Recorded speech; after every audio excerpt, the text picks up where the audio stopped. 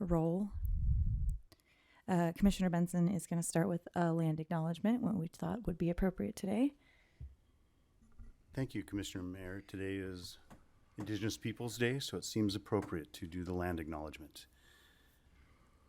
The land that Eureka rests on is known in the Wiyot language as Jarojiji. Past actions by local, state, and federal governments removed the Wiyot and other Indigenous peoples from the land and threatened to destroy their cultural practices. The city of Eureka acknowledges the Wiyot community, their elders, both past and present, as well as future generations. This acknowledgement demonstrates the city's commitment to dismantle the ongoing legacies of settler colonialism. Thank you. We'll do a roll call. Good evening. Commissioner Meyer, Present. Commissioner Benson, Here. Commissioner Freitas, Commissioner Kraft, Here. and Commissioner Lazar. Here. Thank you. Commissioner Kraft, would you like to lead us in the salute to the flag?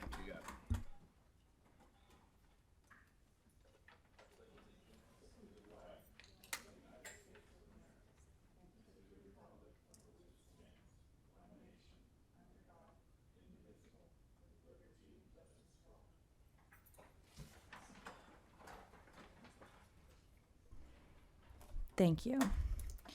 We'll move on to approval of minutes from last month's meeting. I'll move approval. Sorry, I'll second that motion. Commissioner Lazar, Yes. Commissioner Benson, Yes. Commissioner Kraft, Aye. and Chair Mayor Meyer. Sorry. Yes. Thank you. Motion carries. Thank you.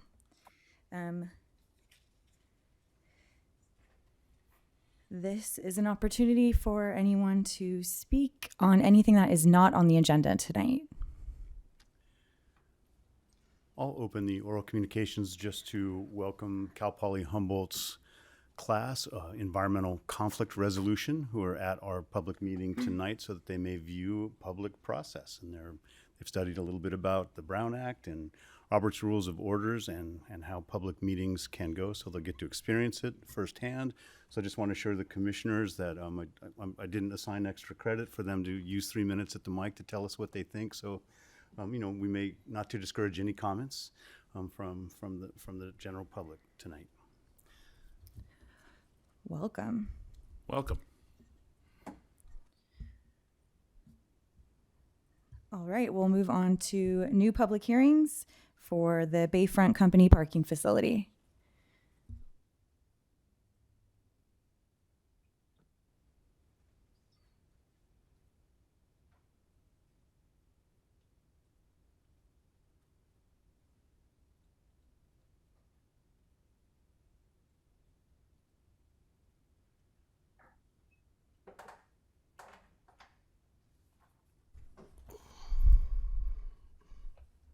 So good evening, Commissioners. I'm presenting this evening for our Senior Planner, Lisa Savage. And before you tonight is a conditional use permit, a coastal development permit, and initial study and mitigated negative declaration, along with the mitigation monitoring and reporting program for a fee-based parking facility. The project is located at 69 F Street on the north side of the city. The project location consists of an approximately 20,000 square foot, 0.46 acre vacant parcel with Bayfront 1 directly adjacent to the west. The applicant proposes to construct an approximately 18,343 square foot asphalt concrete metered parking lot that will accommodate 42 cars, including 2 ADA accessible spaces, 6 bicycle spaces, and a motorcycle space. The project site has a land use designation of core waterfront commercial, and it is zoned waterfront commercial, and parking facilities, including fee-based parking facilities, are a conditionally permitted use in the CW zone district, and therefore it requires a use permit. The proposed development is also located in the coastal zone, and projects requiring a use permit also require a coastal development permit. And this coastal development permit is appealable to the Coastal Commission. For the project, parking will be available 24 hours a day, 365 days a year, and patrons will be able to either purchase monthly parking passes or pay for short-term parking up to 8 hours at an on-site unmasked kiosk located at the parking lot entrance. The parking lot will be accessed via First and F Streets from the established access road into the Bayfront 1 parking lot, where it will branch off east to serve the new parking lot. The 6 proposed bicycle spaces will be available to the public free of charge, and ADA-compliant access to the boardwalk will be provided at the northwest corner of the property where the boardwalk abuts the project site. The project site currently contains traces of soil contamination from the former GNR Metals located to the east of the site, and the applicant initiated contact with the North Coast Regional Water Quality Control Board in order to discuss ways to achieve site closure. In November 2019, the Regional Water Board approved a proposal to redevelop the site with 100% asphaltic cap and manage the site with a soil and cap management plan. The cap over the contaminated soils will decrease human exposure pathways and reduce stormwater contact and potential leaching of contaminants into the groundwater and transport of contamination into Humboldt Bay. The parking lot is proposed as an interim solution until the development, which was approved in the year 2000 for a 3-story lodging facility or some similar alternative, is economically feasible. The applicant is under no ordinance, the applicant is not under any order or notice of violation to act on the cap, and the site could theoretically remain a vacant lot indefinitely. The project includes 463 square feet of concrete sidewalk, 1,000 square feet of landscaping, and 2 25-foot tall solar light poles with 3 LED light fixtures on each pole. The existing fencing partially surrounding the site will be removed, and a new 6-foot high welded wire steel fence, which matches the fence on the adjacent property to the east, will be installed around the southern and eastern perimeter of the site. A retaining wall with railing consisting of black metal fencing panels approximately 4 feet high will be constructed along the northern edge of the parking lot landward of the top of bank. The site will be contoured to drain away from the bay and into a new Filterra bioscape vault near the center of the parking lot to capture and treat stormwater. The Regional Water Quality Control Board and the City Stormwater Unit approved the proposed vault as a way to treat stormwater runoff and meet MS4 requirements where on-site infiltration is not possible due to contamination. Since the project site contains traces of soil contamination, the project cannot be exempted from CEQA. Therefore, an initial study and mitigated negative declaration and mitigation monitoring and reporting program were prepared for the proposed project, which will also need to be adopted to approve the use permit and coastal development permit. This evening, staff recommends you hold a public hearing and adopt a resolution to adopt the mitigated negative declaration and the mitigation monitoring and reporting program and approve the project with conditions. I have a suggested motion whenever you're ready, and I'm happy to try and answer any questions I can. Thank you. I'm having trouble getting the full agenda on my pad here. Is that something or is it on yours that you're not using over there? I only have like the first 3 pages. Oh, you do too. Here. Okay.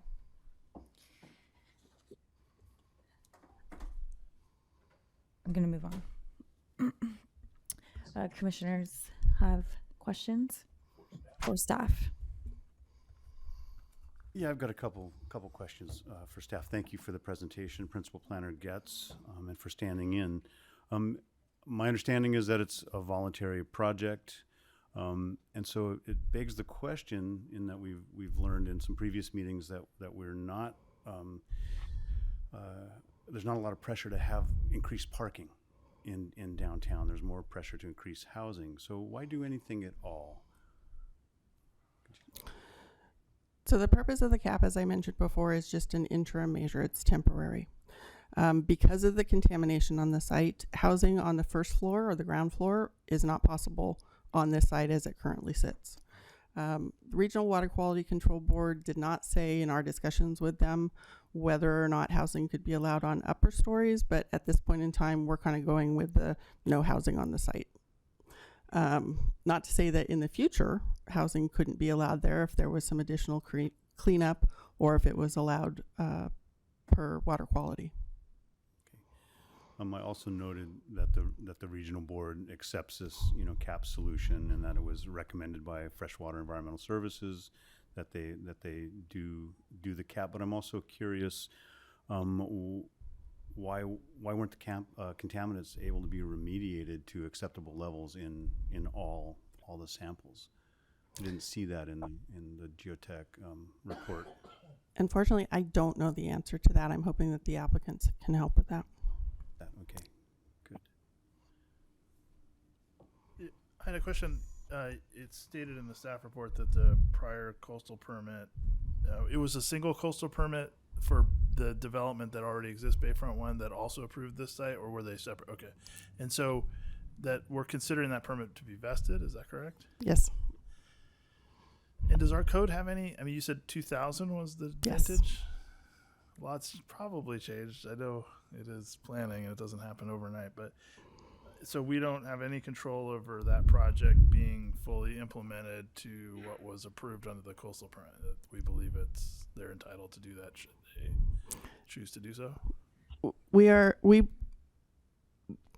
Yes, they are entitled to build the project that was approved in 2000.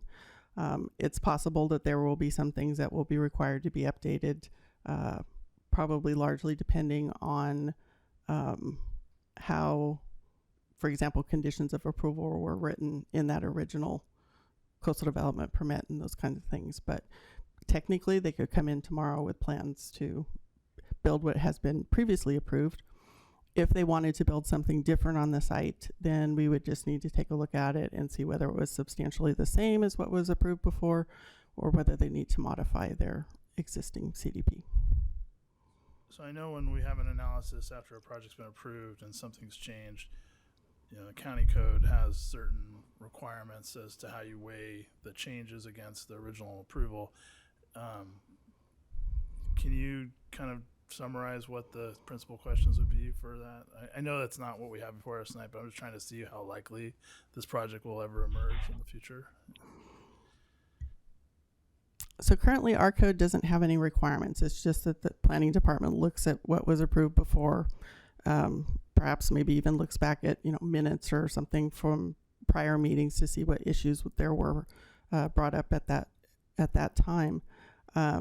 We would, if they came in to propose what has already been approved, we would gather input from Public Works and Stormwater and that kind of thing to see if there was anything that they needed to have changed, and then we could look at whether or not that would be possible and deal with it. Thanks.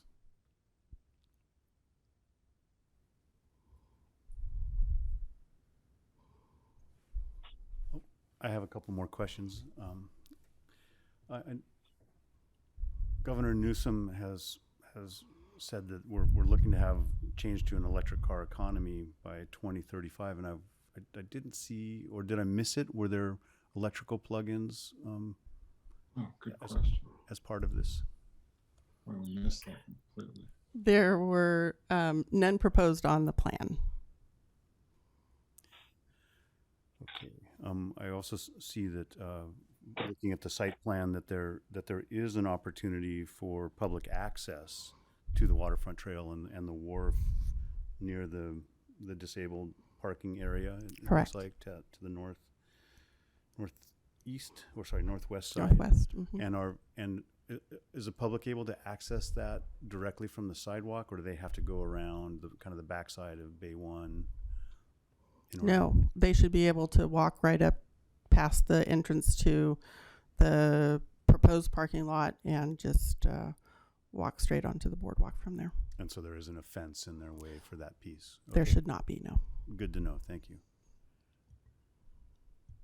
I have a curiosity question either for you or the applicant. Does the asphalt cap, I realize it's an interim solution, does it progress the applicant at all toward the longer term plan? Or does this asphalt come back up for any building that gets developed there? Possibility exists that it would come up for a future building, or part of it might, for foundation constructions if there was a building that did not cover the entire lot. My vague recollection of the plan that was approved in 2000 was a building that was basically right across the shoreline, and there was parking on the south side of it. So again, it would just, I think, depend on what they were proposing in the future. Thank you.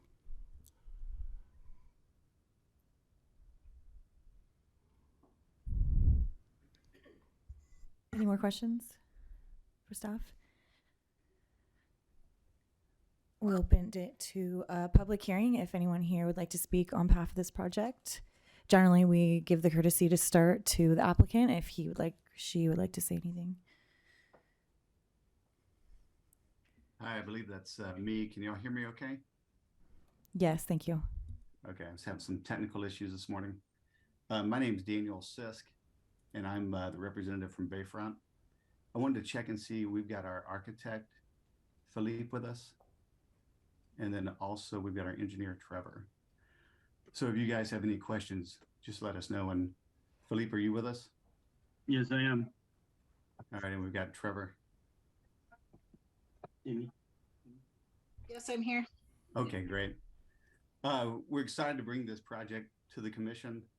We look at this as a critical first phase towards bringing a complementary new business to Old Town. Our plan is to follow the recommendation of Freshwater Environmental and the water boards and proceed with the cap of the property by constructing the parking lot. Although it's a temporary solution, it will provide major benefits to the city and, more importantly, preserve for future development. Additionally, the project will immediately provide parking plus boardwalk pedestrian access, and we think it will enhance the safety and maintenance of the general area. We appreciate y'all having us. Thank you. Thank you. I'd like to ask you, go back to the question that I had about, I know that a robust remediation plan was implemented here over the course of a couple different time periods, and that more than 2 feet of soil were removed. And so there's been a real effort to remediate, but still there seems to be some contaminant levels that exceed thresholds on just a few samples, and I'm wondering if that's of concern to the applicants. Well, I mean, we have done extensive testing, and there's been extensive parties involved, and we believe that the parking lot cap approved by the water boards is the best path forward, and more importantly, it really preserves the property. So that's really what we're focused on. Are there restrictions about the kind of grading that you do, or if in some future era there might be demolition of the AC parking lot, of how that could be done, or is that unknown at this time? You know, I think it would be unknown at this time, but you know, everything would obviously have to be in accordance with the, you know, the guidelines and the rules, you know, set forth. Maybe Philippe or Trevor could also field that question. Yeah, I can address that. The construction of a multi-story building on this location is requiring deep piles, about 40 feet deep. The asphalt surface would not get in the way of driving those piles and developing the foundation on top of that.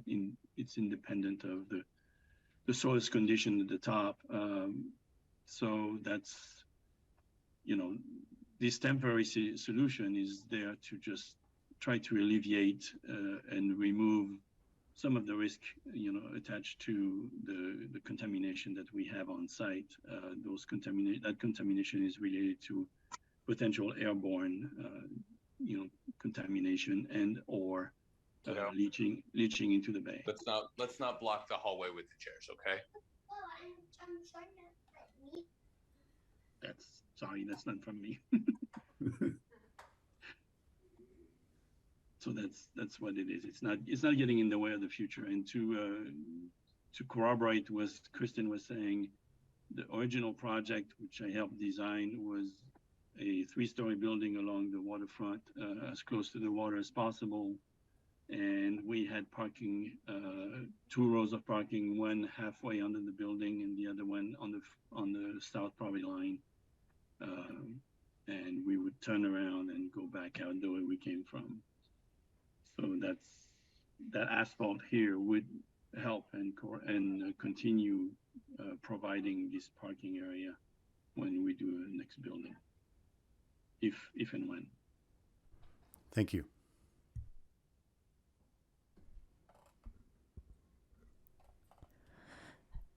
Is there anyone else that would like to speak on this?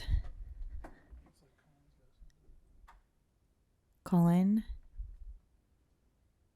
I don't have control of the mute buttons here, so.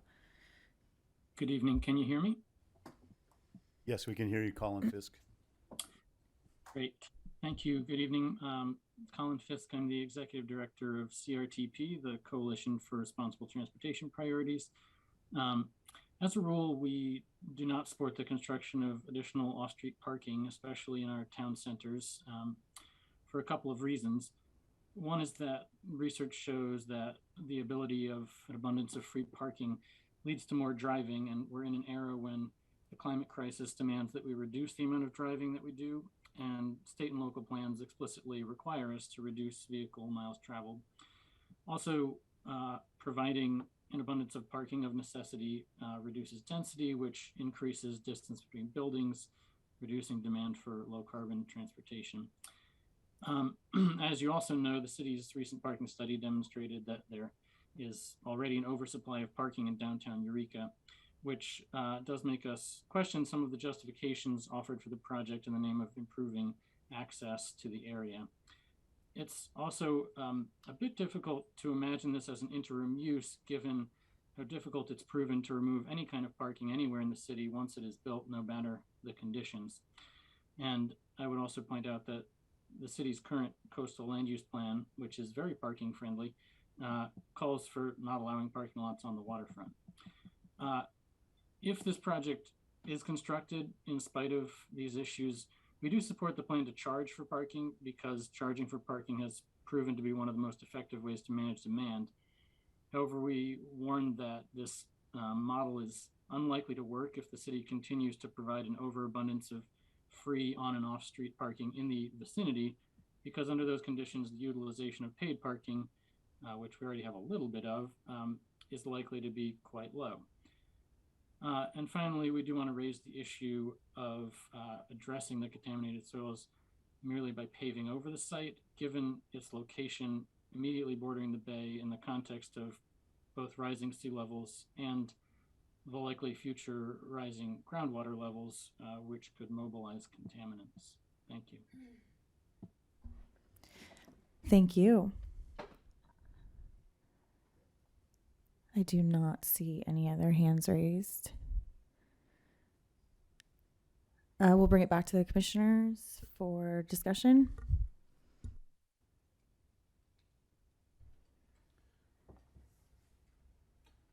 Well, I guess I'm just going to start real quick.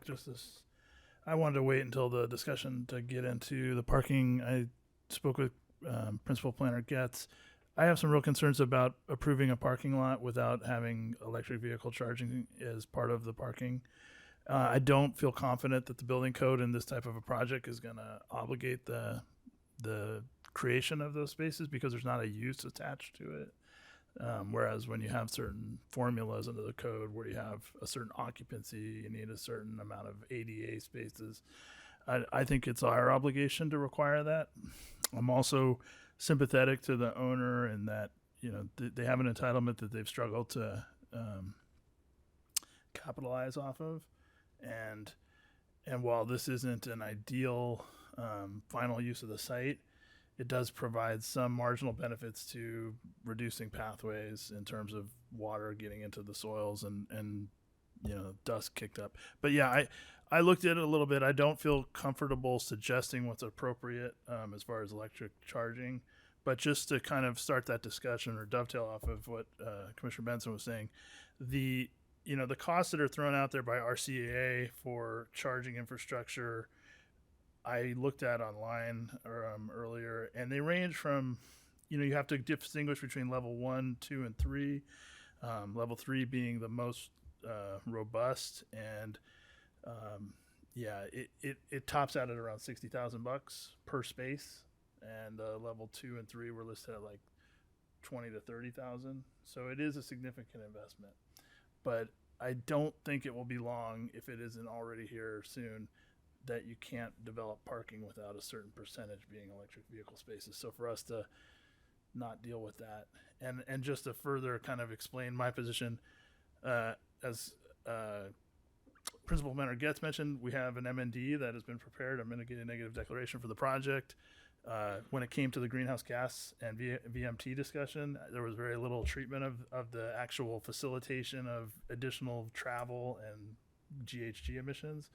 This seems like a natural thing to use to help reduce the total carbon footprint of this type of a project, because without parking, people don't drive as much, as I think we heard some public testimony to that effect. So it's absolutely appropriate. There's a nexus between the project generating the ability for people to drive more, and it's appropriate to try to make it more possible to have low carbon vehicle options. And we certainly don't have an abundance or excessive amount of spaces within the community yet. So I'd like to see that, but I don't have any magic numbers to throw out. We have a certain number of spaces in the lot, whether it's a percentage, whether we choose between a total capital cost, not to exceed, but that's what I'm thinking. At least that's my principal concern about this one.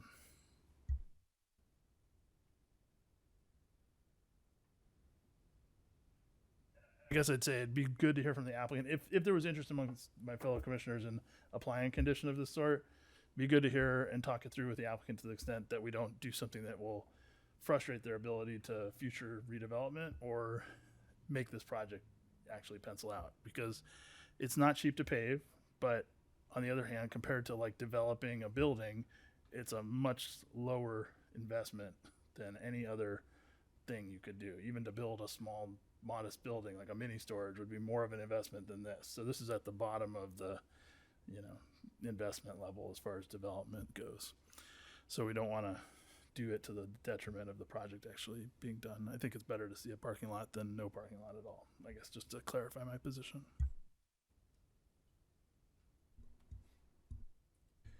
I would also be interested in hearing from the applicant relative to the voluntary inclusion of any kind of charging stations. That could benefit this project and benefit the community. In my opinion, I'd like to, but also, like Commissioner Lazar, I don't want to impose a condition that would be expensive. And I also acknowledge that a parking lot, while it may be sort of at the low end of development, also has an opportunity to generate some income as well, which might be able to cover the cost of some additional amenities in the parking lot.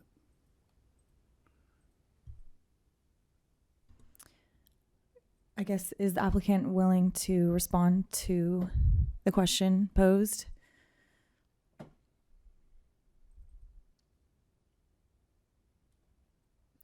I guess. This is Daniel again. I think it's the charging stations, that's a great idea. It's certainly something that, we'll have to take a look at, but for parking facilities that have EV chargers nowadays are, very successful that I've seen. And so I think it's I'm not sure which commissioner came up with that idea, but it's a good one. And it's certainly something we, we'll take a look at 100%.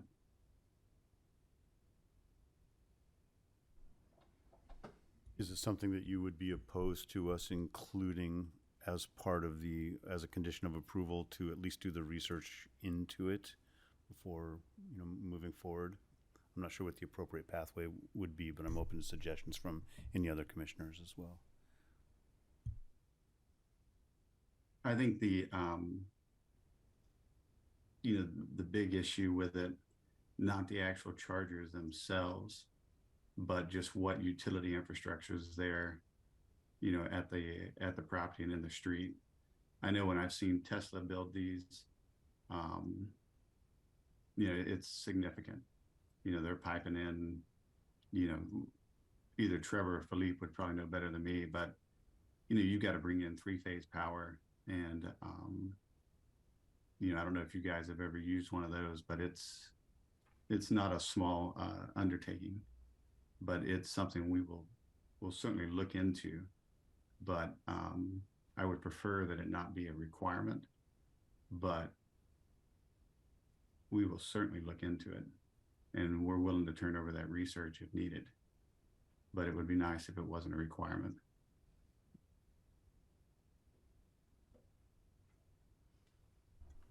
So I guess I'd just say that if it's not a requirement, it doesn't have any real teeth, and it really doesn't answer the hard question that I was trying to frame earlier, which is how do you justify approving a parking lot, which is going to create more driving, more vehicle trips, and more GHG if you're doing nothing to actually offset that. If everybody who paid a surcharge on their carbon tax or something like that, but that's not a tenable option. This is something where by including this, it will improve our local network, and but I don't have a magic number. I was thinking about maybe proportional to the total cost of the project. Maybe if we said like a 5% investment, or whatever the feeling is, but not to exceed a certain amount, maybe $100,000 or something. I mean, I don't know how much it's going to cost to do this project, and I don't want to be tone deaf to that. But I think a level 2 charger doesn't need more than it doesn't need 3-phase power. It could do with a 240 volt hookup, and it would provide during an 8-hour workday enough to fully charge a vehicle, and during a fraction of that, it would provide some functionality for people traveling to and from Old Town. So I don't think we need like the whole super duper Tesla supercharger thing, but we could leave it to the applicant to decide, just cap the investment or the proportional to the total project cost or something like that.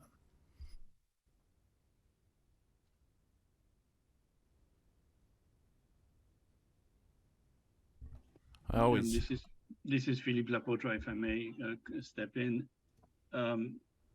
So yeah, the infrastructure for a charging station is pretty significant.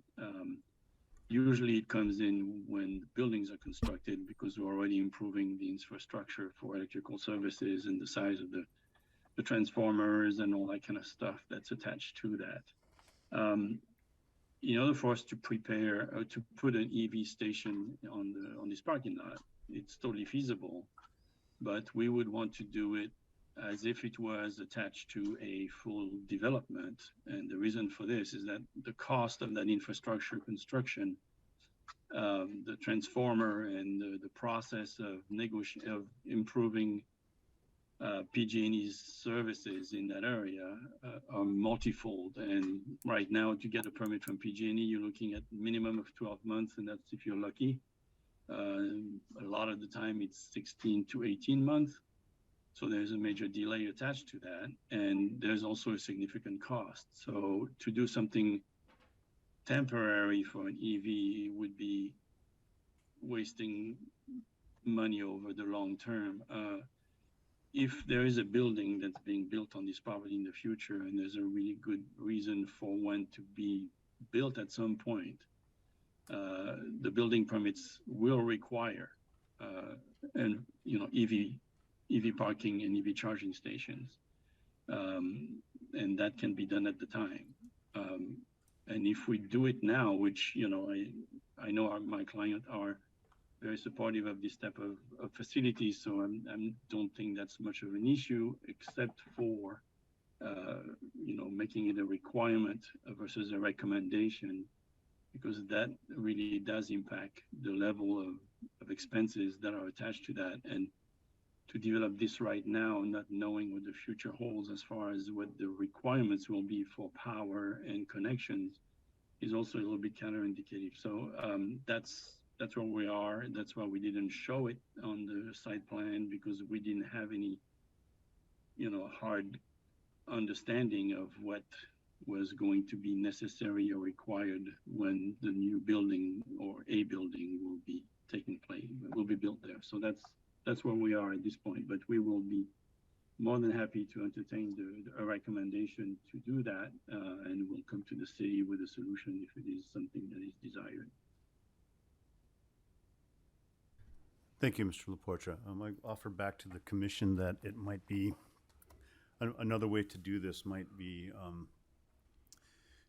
to add to, as a condition of approval, that if the city of Eureka, in response to state mandates, develops an ordinance around UVV chargers in parking lots, that maybe this project would be the beginning of projects that wouldn't be grandfathered out of compliance with that, and that it may be something that might be applied at a later date.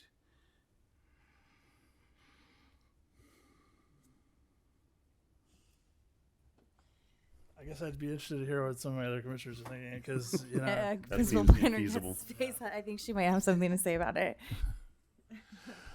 She's used to my harebrained ideas. I do have two thoughts.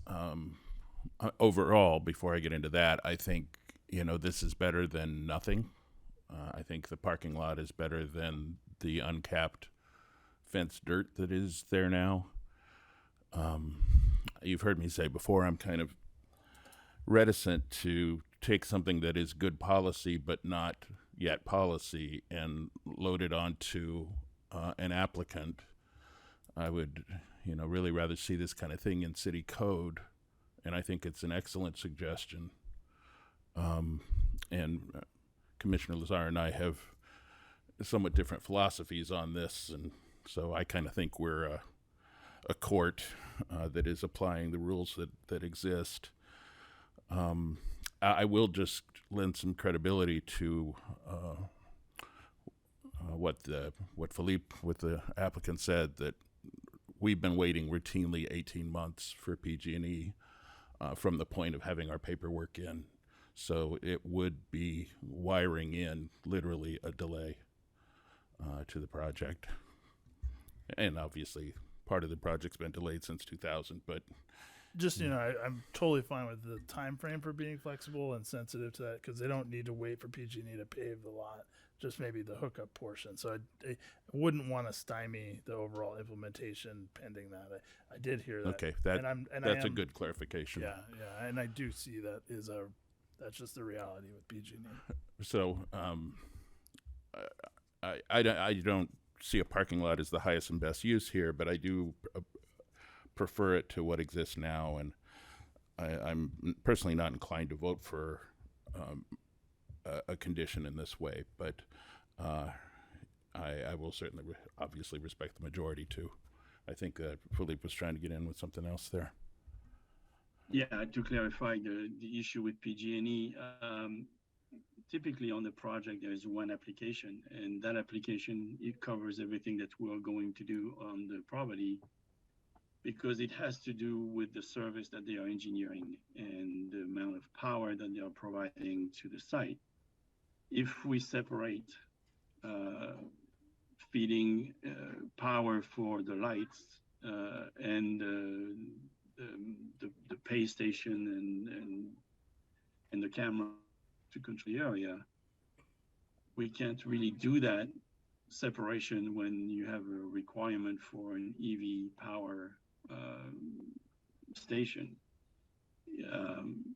It would be a separate application, so we would have to go through the original permit and then add the EV after this. When we talk to PG&E, the power requirements for what we're showing is really limited, so they would be willing to expedite the.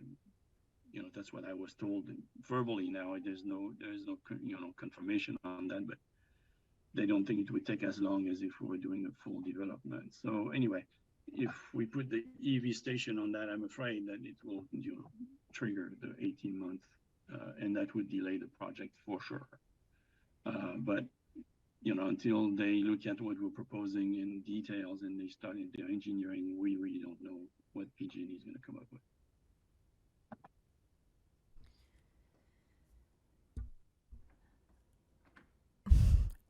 So I will say this. I agree with you that it is, I feel like something there might be better than nothing. I do, I know that when we see the reports about parking in Old Town, it's stated that there's plenty, but I think we all know that that is a huge kind of community problem. I think it is, I guess. And so having more parking is something that I think the community's been clamoring for. There's 2 new ADA parking, which increases access to the boardwalk, which I don't think that there's maybe more than another 2 adjacent to the boardwalk.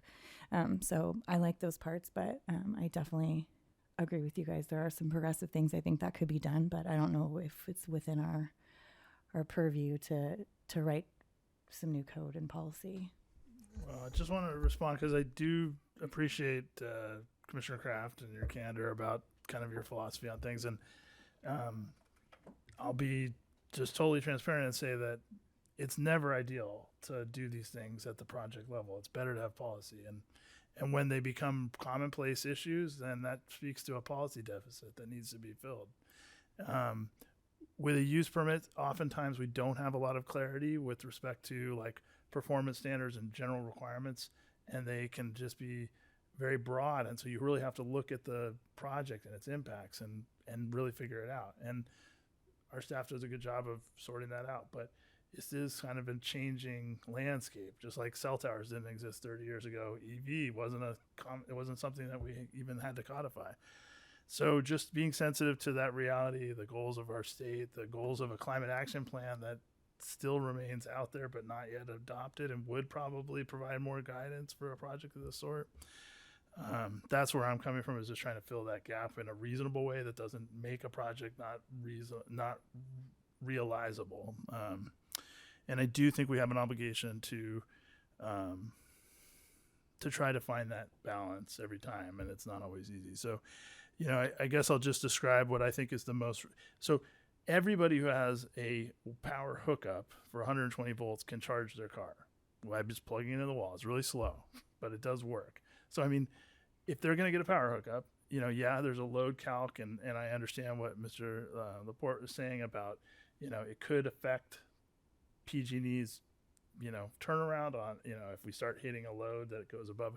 But to me, it's like not impossible to have an electric vehicle space.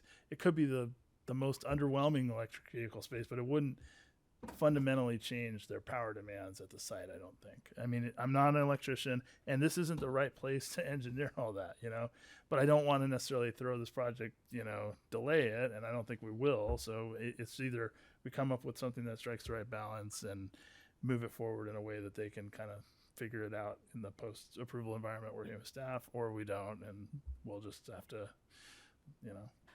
move on to the next item on the agenda. Well, and I agree. And it's something that, there'd have to be some kind of accountability. So you could say, oh, yeah, we want them to do the research, but is there going to be accountability for that to be returned to us? They have their permit, it's been done, right? Yeah, so, there's no obligation. Right. So I think in the name of I think we can at least dictate that there's one electric vehicle space, and it wouldn't make the project fundamentally a different project. There are going to need to be a power hookup, and that can be a level 1 charging station, which is what anyone with a hookup can have. And if they're able to succeed in something more ambitious, great, but I think at least creating that capacity, and the way I look at it is I look at the ones that are around, the one at the mall, you see there's a little storage container, it's pretty modular. It's not like, a really fundamentally broken, that kind of infrastructure could be relocated, reconsidered at the time. The underground utilities and stuff component, that will require more investment. But I guess to me, it's like we build it little by little by starting with just getting a power hookup to a site that doesn't have power. That's going to come as a consequence of this site being developed. With that power hookup, extending that to provide a service that's not currently widely available throughout our town. And if they piggyback off that in the future into something more robust, whether it's for the next phase of development of the site or for, broader, bigger electric vehicle thing, because they find nobody wants to use their lot unless they're having electric vehicle spaces, then great, you know. But to me, that seems reasonable. So I'd like to see at least one space, and we don't have to say any more than that, and just, you know, make that part of the motion that one space on the site has to be ready for electric vehicle. And let's hear from the applicant. I mean, if we want to do that before then, but that would be the motion I'm prepared to make if anyone else is interested. Would you alter your motion to basically require some homework from the applicant to come back to a future meeting, perhaps next month, with some information as far as the feasibility and the financial feasibility of them adding in one space or two spaces? Well, I'd just like to get it approved tonight, you know. So Okay. I mean, if we do that, then it wouldn't necessarily feel like an approval. I think we'd have to postpone the decision. So I think if we're going to take action tonight, that would be my recommendation, is we include a requirement that one of the spaces be, you know, EV ready, and whether it's level 1, 2, or 3, it doesn't really matter to me. I would be prepared to support a motion that was like that, but I also would like to turn it back to the applicant briefly, because I think maybe the applicants had a chance to sort of see what the temperature is here on the Planning Commission today relative to this, and it might be an opportunity for them to propose something that isn't implementing policy that doesn't exist, but that would be acceptable to them, so it would make it easier for us to say yes and harder for us to say no. Well, I think this is Daniel again. I think he had a great idea with tying it to some type of percentage of the total cost, you know, that would make it infeasible.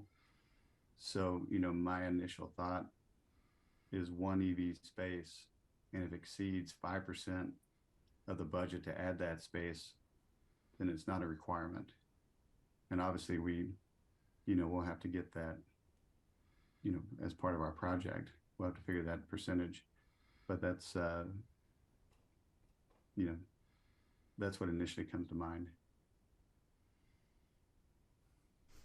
Well, that was the baseline you were looking for, at least. Yeah, I mean, it's nice to hear the applicant suggest it. I mean, I don't have the pro forma or anything. So, and then the other part too that I think is instrumental that we were hitting on earlier is not making it to where the timing of the project is frustrated by this component. I don't want to see that they can't move forward with getting PG&E because we tipped it over but I still want to obligate them to do the necessary steps. So if it means upgrading from a 100 to a 200 amp service in the future, because that's the only way they get their electric vehicle space, they got to do that if it's less than 5%.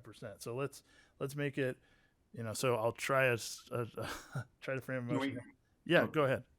Can we ask Philippe if that's even feasible? Yes, we can.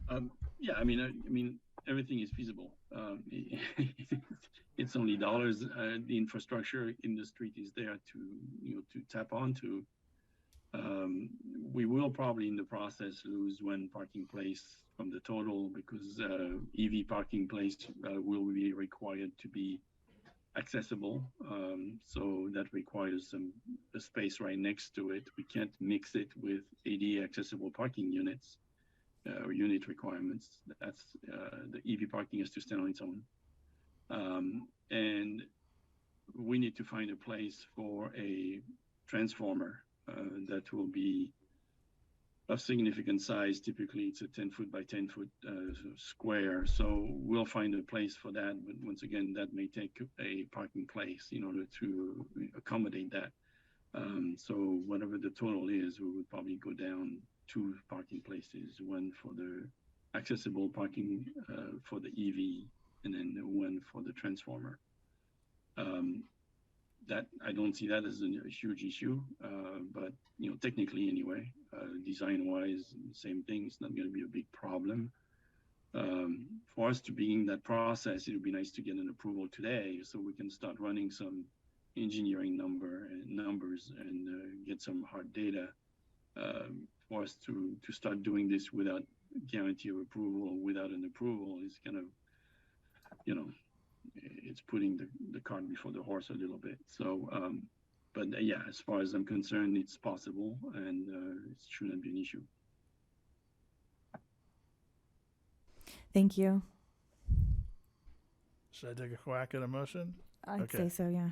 Okay, so I guess I'll I'll move that the Planning Commission adopt a resolution to adopt the mitigated negative declaration and mitigation and monitoring reporting program that's been prepared and conditionally approve the use permit and coastal development permit for a parking lot at 69 F Street, possessor parcel number 001-121-031, with the added condition that one electric vehicle charging space be included in the parking lot, and that space that'll be required unless the total cost of developing that space exceeds 5% of the project cost, and that development of the space can be done later than, it doesn't have to be done before completing the remainder of the parking lot, or that, in other words, the timing of the space can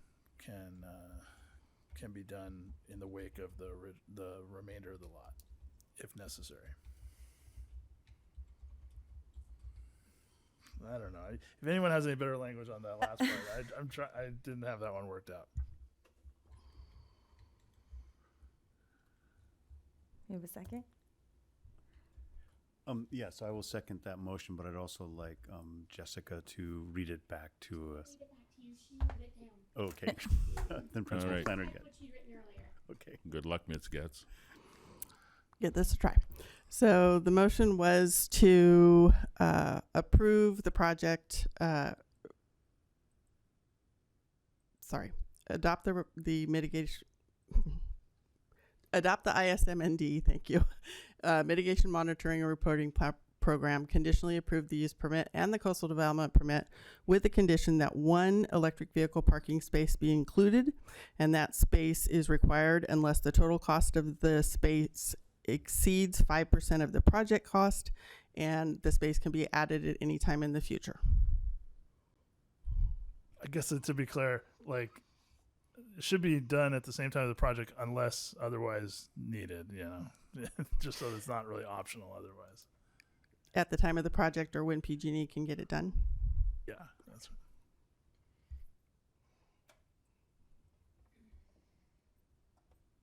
You want to call a vote? Commissioner Lazar, Yes. Commissioner Benson, Yes. Commissioner Kraft, Yes. and Chair Meyer. Yes. Thank you. Motion carries. Thank you, everyone. Thank you. We will move on to the Pink Lady Mansion. That's me. Good evening, commissioners. Let me pull up my PowerPoint. It says host disabled. Can somebody?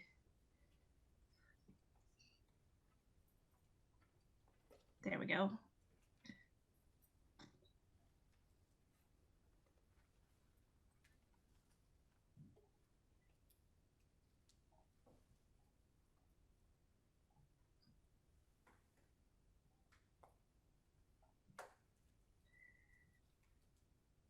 I apologize. I have too many windows up. Here we go. Nope, that's not it. Oh, there we go. Okay.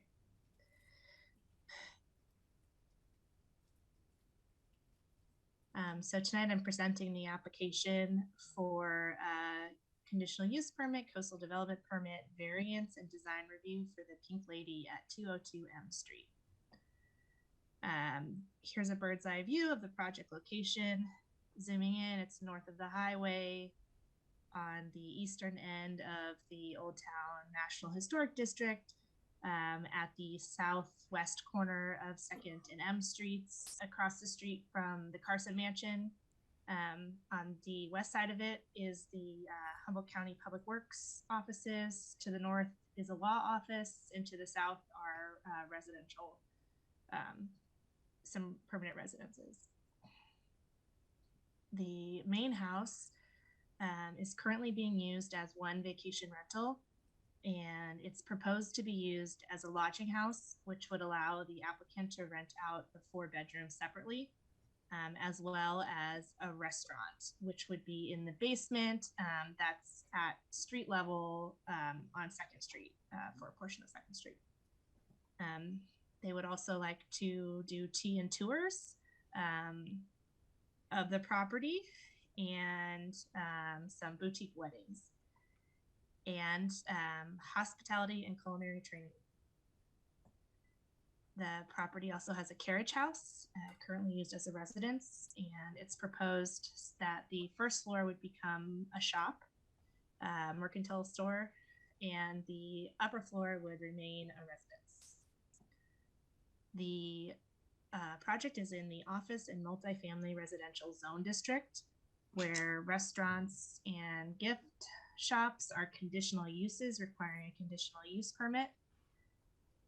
And it's in the coastal zone, and use permits trigger the need for a coastal development permit. Also, they're proposing 2 signs, which require design review, and an existing fence requires design review, which I'll explain a little bit more. And they've requested a variance from off-street parking requirements, and a variance is needed for the fence within the front and side setbacks.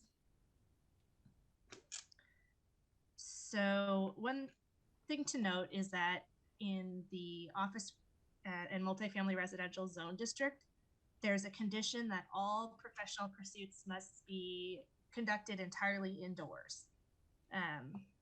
And so staff recommends condition 1, which imposes limitations on the proposed uses in terms of the number of people and the hours and frequency and duration of events, in part to ensure that the uses fit indoors, also to meet zoning and building code requirements, limit neighborhood impacts, and ensure the special events that are proposed are truly accessory uses. The condition 1 limitations were all proposed by the applicant, except staff recommends imposing a curfew of 10 p.m. on the weddings. Curfew wasn't proposed, and 10 p.m. is in line with our noise ordinance.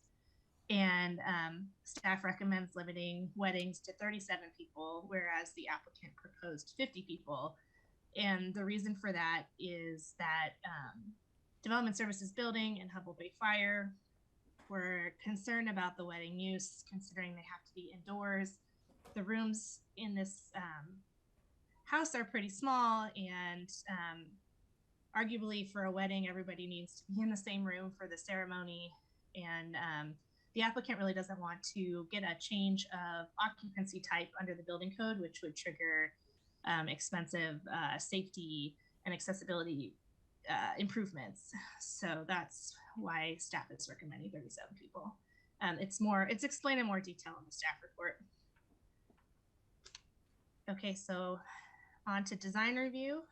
The applicant proposes a sign on the carriage house facing 2nd Street. It would be a hanging sign with 12 square feet of signage on either side. And it would be uplit by 2 spotlights, and it would be on a hanging bracket that looks something like this. The second sign would be on the porch of the main house and would be wall mounted and 24 square feet in size and backlit by LED lights.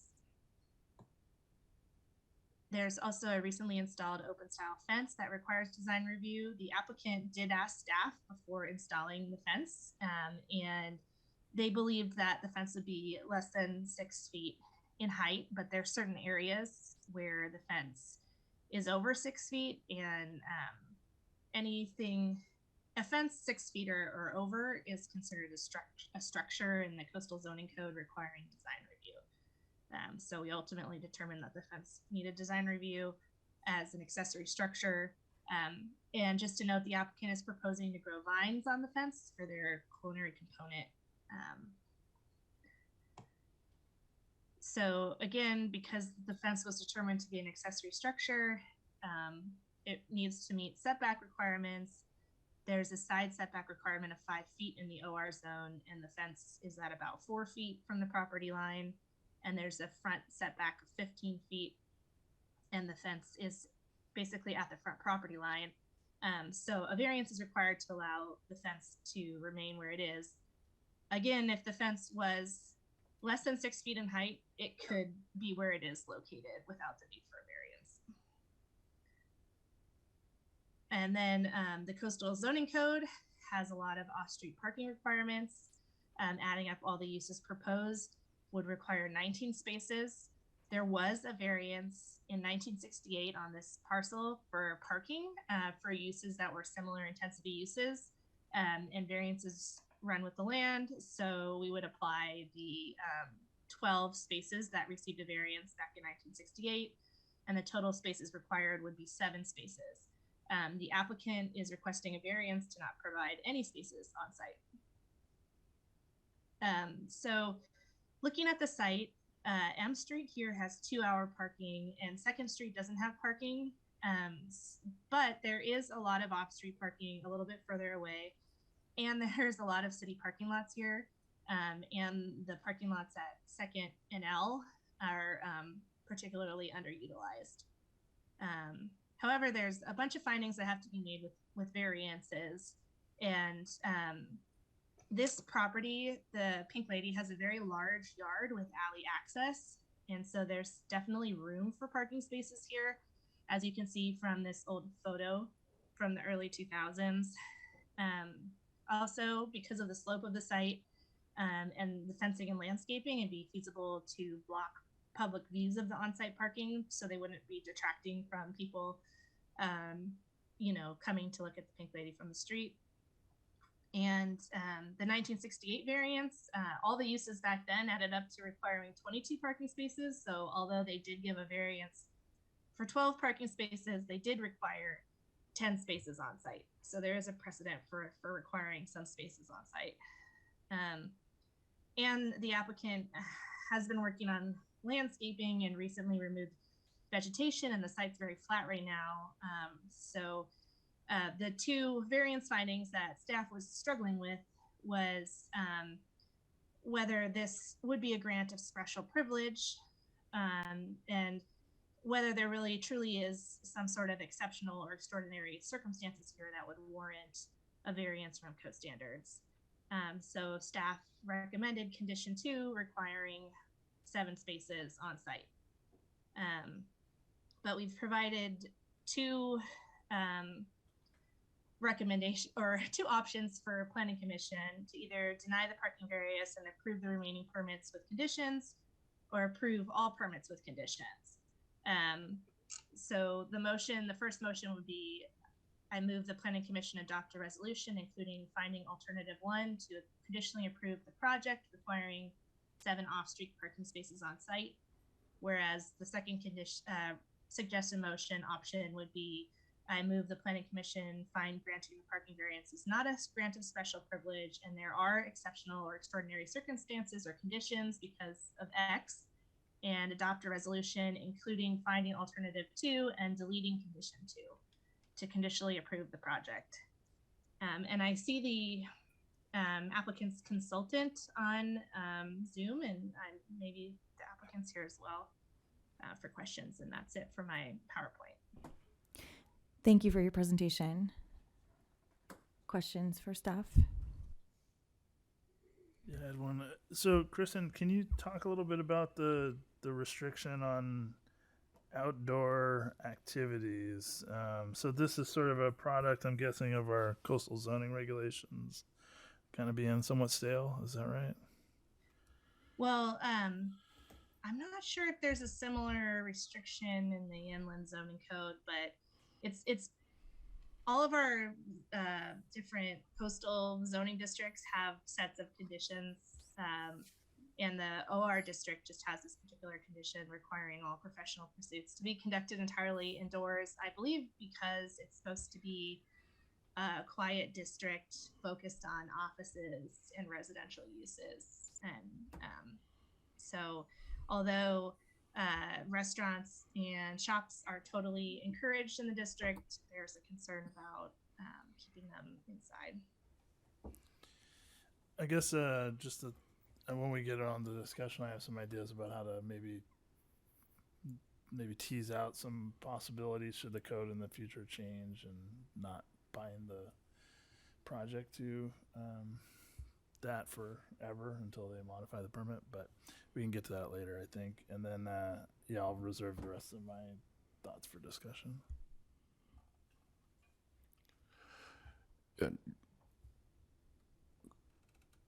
Kristen, you mentioned the 10 o'clock wedding curfew. Are there any other quiet hour requirements? I don't remember reading that. Yeah, they proposed hours of operation for their other uses. So, for instance, for their restaurant use, they proposed that it operate between 11 a.m. and 10 p.m. And the limits on the number of weddings and the 2 weekly tours per week, was that from the applicant, or did that come from the city in some way? The applicant proposed those things. But they did want 50-person weddings. Say that again?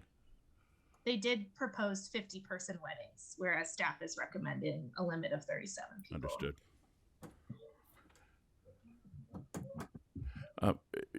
Another question. I know I should know the answer to this, but the parking lots that are underused at 2nd and L, are those on the list for housing? Not under the current iteration of the housing element that's before you today. Okay. But those 2 lots are extremely underutilized. I know during the Earth Center discussion, there was talk about maybe, having a parking shuttle in the future where like the underutilized lots in the outskirts of town might be able to be more utilized. But yeah, they're really empty now. They're going to get great use this weekend, and then they're going to be underutilized again. So I have one question for the applicant, but I'll wait until questions for staff are done. Did the applicant provide justification for the variance? That I would think would be pretty. So we just got a request without actual supporting arguments or evidence? Well, originally the applicant was really hoping that she could lease spaces in the city parking lots, but that's just not current city policy. So she understood that a variance had been issued for the site before. Back then, in 1968, the staff recommended that they not approve the variance, and the Planning Commission's reasoning for approving it to some extent was the the historical nature of the property, and having a big surface parking lot detracting from that. But it is important to note this property, even though it's so iconic, it is not on the local register of historic places. So the applicant, could change things in the future without having to go to Historic Preservation Commission.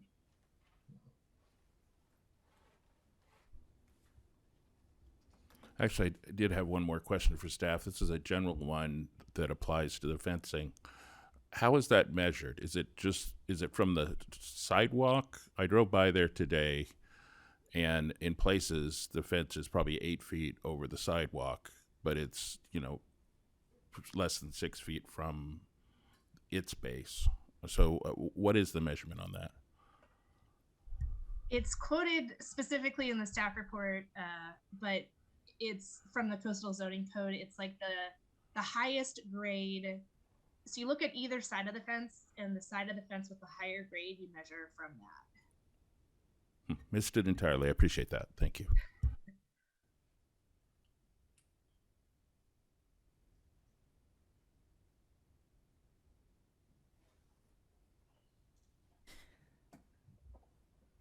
No, a few further questions? All right, we'll open it up for public hearing. If the applicant would like to go first, you have 3 minutes, or anyone in the audience.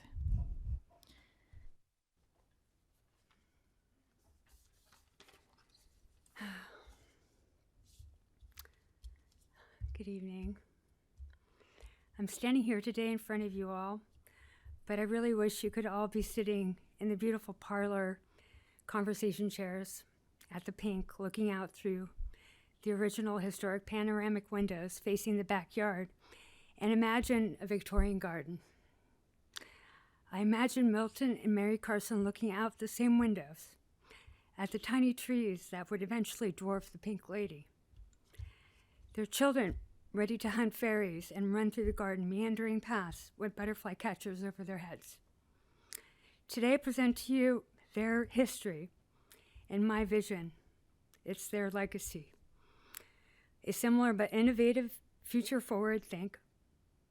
And the Pink is an opportunity to offer something educational, beautiful, and land sustainable to the Bridge District. It is an opportunity to make accessible this historic property and elevate this most visited block in Eureka, which is so important to our community.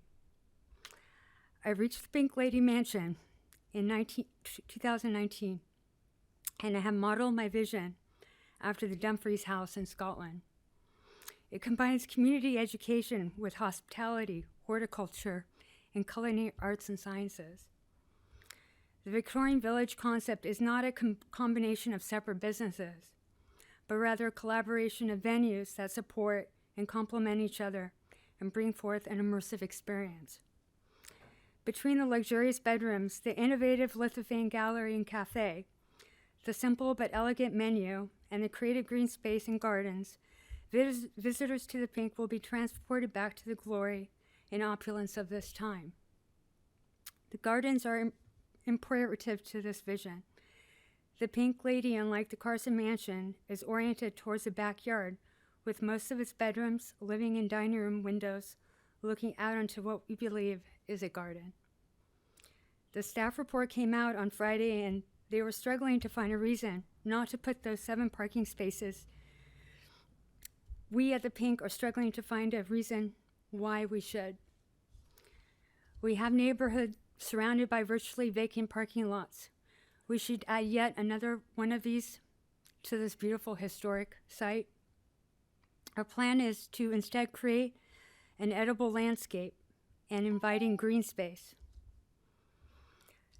Our plan is to instead create an edible landscape and inviting green space. The Pink Garden plans for the south-facing yard is integral to both the elegant nature of our business and to the educational component of our culinary teaching facility and to our cafe menu.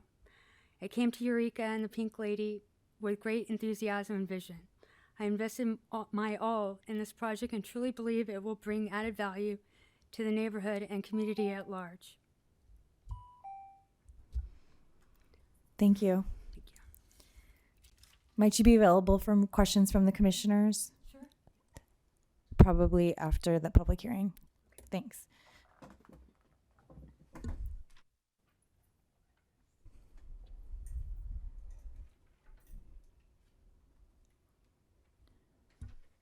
Hello.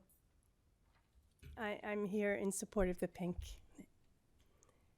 Being a lover of history, and particularly the Victorian era, Jacqueline bought the Pink Lady Mansion in 2019 with big plans to bring it back to life as a self-sustaining Victorian village.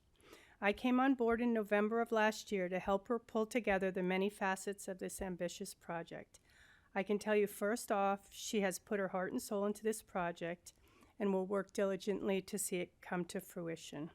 She has and will continue to work with the city, her Bridge District neighbors, and anyone else to bring the project forward in the best light possible. As many of you know, the Pink has housed many businesses in the past. It was once a boarding house, a restaurant, an antique shop, professional offices, and most recently a vacation rental. We at the Pink plan to recreate much of these past identities, but with a Victorian theme adapted to sustainable practices of the modern era. Our plans include a small history museum, a lithophane gallery, a Victorian inn, a mercantile, and a cafe to offer unique, elegant dining experience. The plan for the Pink includes an edible landscape and garden. And this is vital to the business plan and the Pink's vision for sustainability. The edible landscape and garden additionally is a critical component to the experience of the culinary staff. Locals and tourists alike will enjoy the benefits of this historic gem being preserved, restored, and open to the public. I working there am continually being asked by hundreds of visitors to, could they please come and take a look inside? I feel the frustration as people want so much to simply get a glimpse of the interiors of this majestic place. The Ingomar, as you know, is a private club and there is no public access. The tourists are frustrated. They come to us frustrated that they want to get in one of these buildings. We at the Pink consider it a privilege to share the landmark with our community and our neighbors. Our clientele will be lovers of history and culture and will help to ensure this treasured landscape is here for future generations. The Pink project will be impacted negatively by turning the back into a parking lot. Thank you. Thank you. Do you need her name?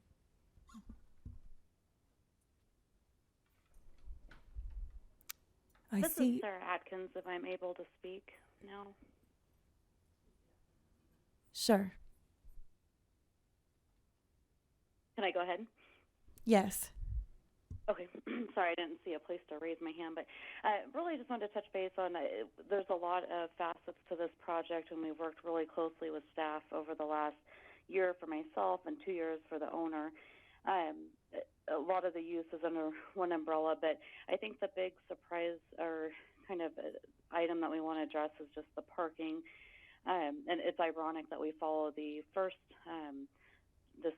topic of discussion about the excess parking in the same area, and we're asking to waive the even more parking in this area.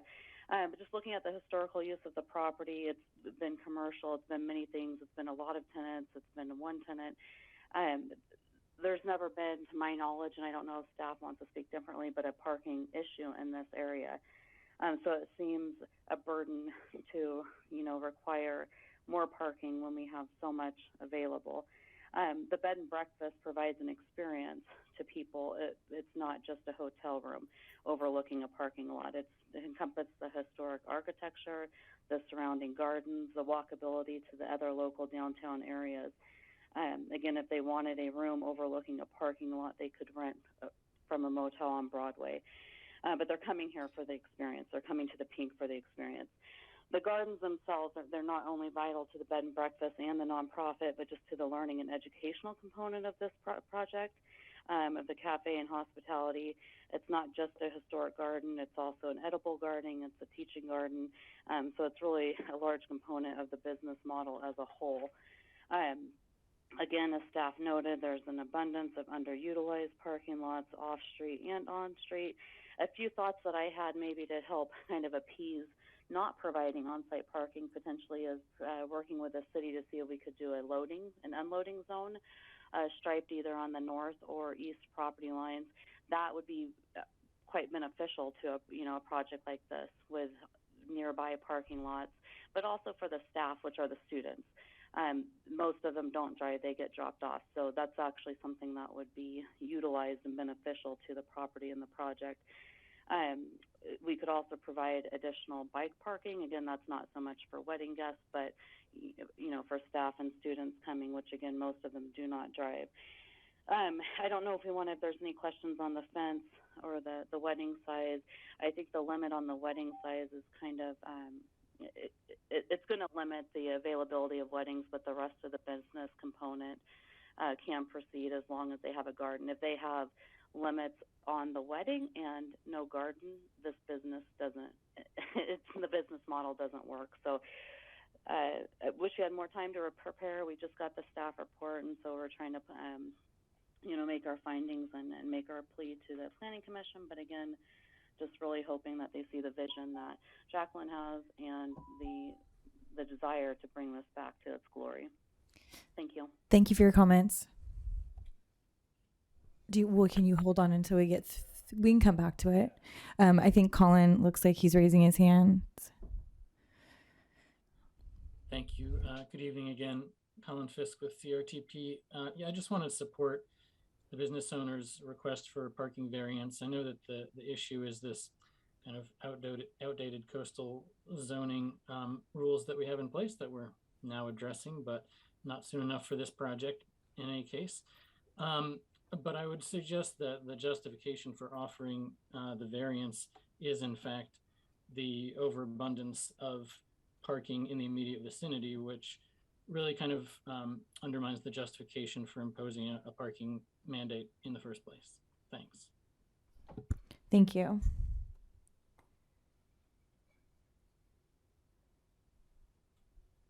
All right, it looks like we have no further comment here. So I'll bring it back, and now would be appropriate time for you to address the question to her. Yeah, I wanted to have Sarah, the agent for the applicant, answer this question.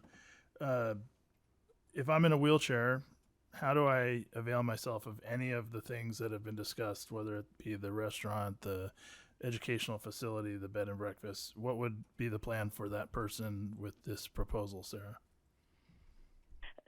The only thing that we need a building permit for, let me start with that, is for the cafe. We're changing the basement, converting it as a tenant improvement to a cafe. So that is a change of occupancy. That does have, and we have this all designed and engineered, access from the street, from 2nd Street. That's got a standard ADA path of travel. We do have to do a bit of work to do a few small ramps into the basement. Again, small, there's a difference of 5 to 6 inches. So they will have full access into the cafe. As far as getting into the pink, we would not, using the historical code, again, we're not doing a building permit on the pink because we're not doing any changes as far as the main level and the weddings. That doesn't require a building permit. But even if they did require a building permit at some point, I think the historical code would step in and not require ramps that would alter the front of this building. I don't know if that answered your question, but in short, the areas that we are altering will be accessible. The mercantile is accessible in the cafe. Yeah, I think your answer is that one of the spaces is going to be the mercantile is at street level and the cafe will be ramped, but that's from a sidewalk. So someone in a wheelchair would have to park along that street or another street and wheel to gain access to the site through the sidewalk system. Is that what you're thinking? Well, so the code requires if there's no parking lot that it's accessible path of travel from the public way. The closest public way, it could be an alley, it could be a street. So we would meet that. We would be providing access from the public way. But that also speaks to maybe that's why we are able to do a loading and loading zone. If someone's in a wheelchair, they're most likely going to have assistance and be able to be dropped off at a loading or unloading zone at the gate to the area. So this is a secured site too. They have huge problems, as everyone knows, in this area with vagrants and problems. So the gates will be secured, and there will be you'll have to be let in. There'll be a bell, there'll be security. You'll have to be let in. It's a private site, so there will also be assistance. But we will have access. I think that a loading unloading zone is probably imperative here, and there will be assistance if that helps. Well, that answers my question. I'll reserve the rest for the discussion. I think we've entered the discussion. Actually, I do have a couple questions. All right. For somebody representing the applicant. The first one is, I'd love to hear just what happened with the fence. How did the heights get missed there? Do you mind stepping up to the microphone for us, please? Thank you.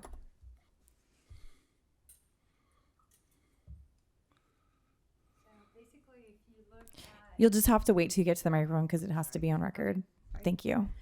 So if you look at the top of the grade, which is M and 2nd Street, it's the very top corner. And the grade works downward. Since it's a tiered property, the grade works downward from there. So anything under the top grade of the corner lot goes down to the end of the property on 2nd Street. So of course it's going to be taller in many areas because the grade, and we followed along the original fence line that was original to the property. And the discussion we're talking about is in front of the mercantile, and that is going taller than 6 feet because of the grade. And we're allowed to do that in the code and everything that's stated, but it is still over 6 feet. Yeah. Okay. Completely different. What's and sort of a curiosity question, to be honest. What's your logic for limiting yourself on the number of weddings and the number of tours? Probably our educational component. We're teaching young adults and students to learn all about hospitality, culinary, horticulture, viticulture. So in order to do that, we have to stay small. And I think the number 50 was just a number that we thought would be, manageable. Yeah. I'm sorry. I meant the frequency. So, 12 weddings a year in a place that has a demand for wedding venues. That's what the planning department asked us. That is the code. So we cannot do more than 12 a year based on the existing code. Is that accurate? There is a limit on the number of special events with their vacation rental that they currently have. That's in the vacation rental regulations of the code. There isn't there's no special event venue use in the code, I believe, but definitely not in the OR district. So we had to interpret it as an accessory use to the other uses. Okay, so we are interpreting that as being part of code. There's no specific requirement for that it has to be limited to 12 weddings a year. It just needs to be accessory to the other uses. So if she was having a wedding every day, that definitely would not be accessory.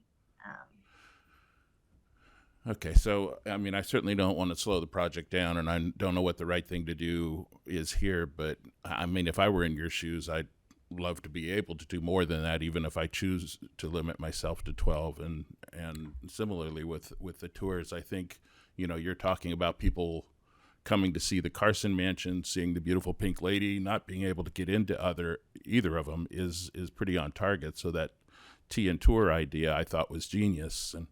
And I would love to have our tourists be able to take advantage of that more than twice a week. And again, it's your business. You can do what you want, and I'm comfortable if it's only 2. But if the city's not requiring it, I don't know why we would write it in as a limit or condition. That was written by the planning department, as far as I know. We suggested 2 weddings as a compromise to the overall use, because I felt like we're getting a lot of concern about noise and how we were going to manage the property. And I want to be very clear that what we're offering is not going to be the regular bar down the street. It's nothing like that. And I didn't spend my life fortune to create a program through my nonprofit to do something like this. So, I've given up a lot to be here.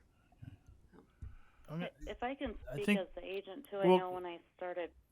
Sorry, Sarah. I wanted to hear from Kristen. Actually, I think what the issue is like we're trying to make it work in the OR, and that's and the fact that there's a vacation rental already in operation puts it. That's where we're hanging it off of, and so But isn't there other provisions of the code, Kristen, for special events? Do they allow special event permitting in the OR district, or is that not a possibility for that pathway? Yeah, there's no special event provisions for the OR. So really, like a way of looking at it is that if staff hadn't been creative, we wouldn't even be able to entertain it right now. But they were trying to make it work, and they hung it on the accessory provisions, and that's I may not have been clear with my question to staff after the staff report, but that's why I was trying to get at it. Is why would we limit this? And that sounds like an actual answer to that question. Yeah. Also, the second floor and the third floor, Sarah can correct me if I'm wrong. I think, it's currently a residential occupancy type under the building code, which I'm not an expert on, and they want to keep it that way without sprinkling and stuff. So there's concern from building and fire about allowing too many people in there at once. Okay. All right. I'm clear now. I appreciate it. And to be clear, then they can't host any events in the garden. is what is all events have to. So you're talking about if you're having a wedding, the ceremony, the reception, all events would be inside. If somebody is paying them to do the wedding, then it would have to be inside because then it's a business pursuit. If it was their, friend's wedding that they were doing for free, that's outside of, May I the use type. interject? But if they're renting it out for weddings, that's a business pursuit. And under the OR district, they're stuck with it inside currently as the code is written. However, as the code is updated in the future, if that limitation goes away, it would no longer apply to them. Yeah, it would seem appropriate in this day and age to encourage as much outdoor activity as possible, I would think. Thank you. Does anyone have any further questions for the applicant?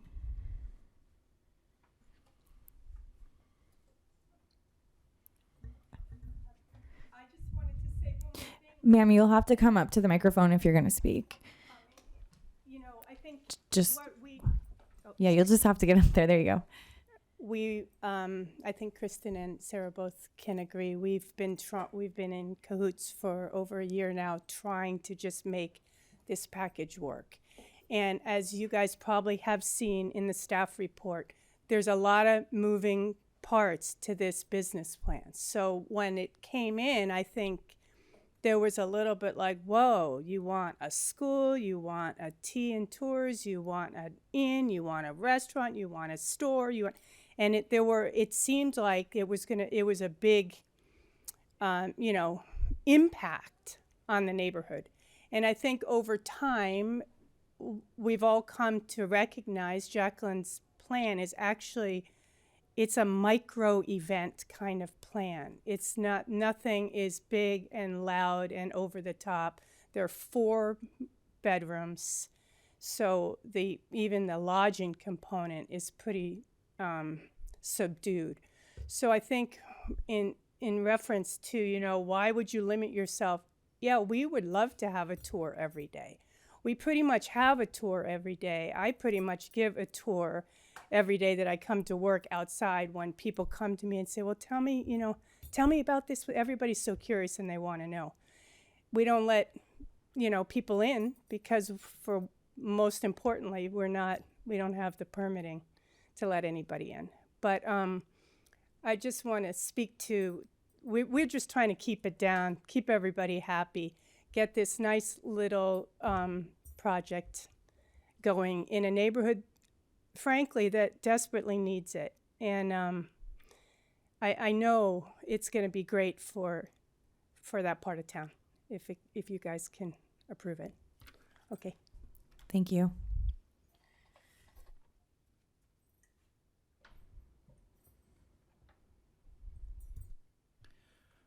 Kristen, would you mind bringing back up the 2 motions?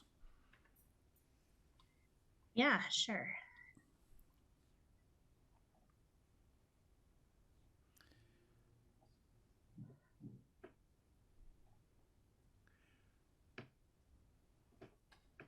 Can you see that? Yeah, I can see them both, and I'm just trying to make sure that I'm not caught up in any sort of double negative speech here. Can you just clarify for me in the simplest terms what each of those mean and the difference between them? The first one is requiring the 7 off-street parking spaces on site. And the second one is granting them a variance to not have any parking. And so in the second one, needs to be an explanation of why it's not a grant of special privilege, and there are exceptional or extraordinary circumstances or conditions for the parking variance.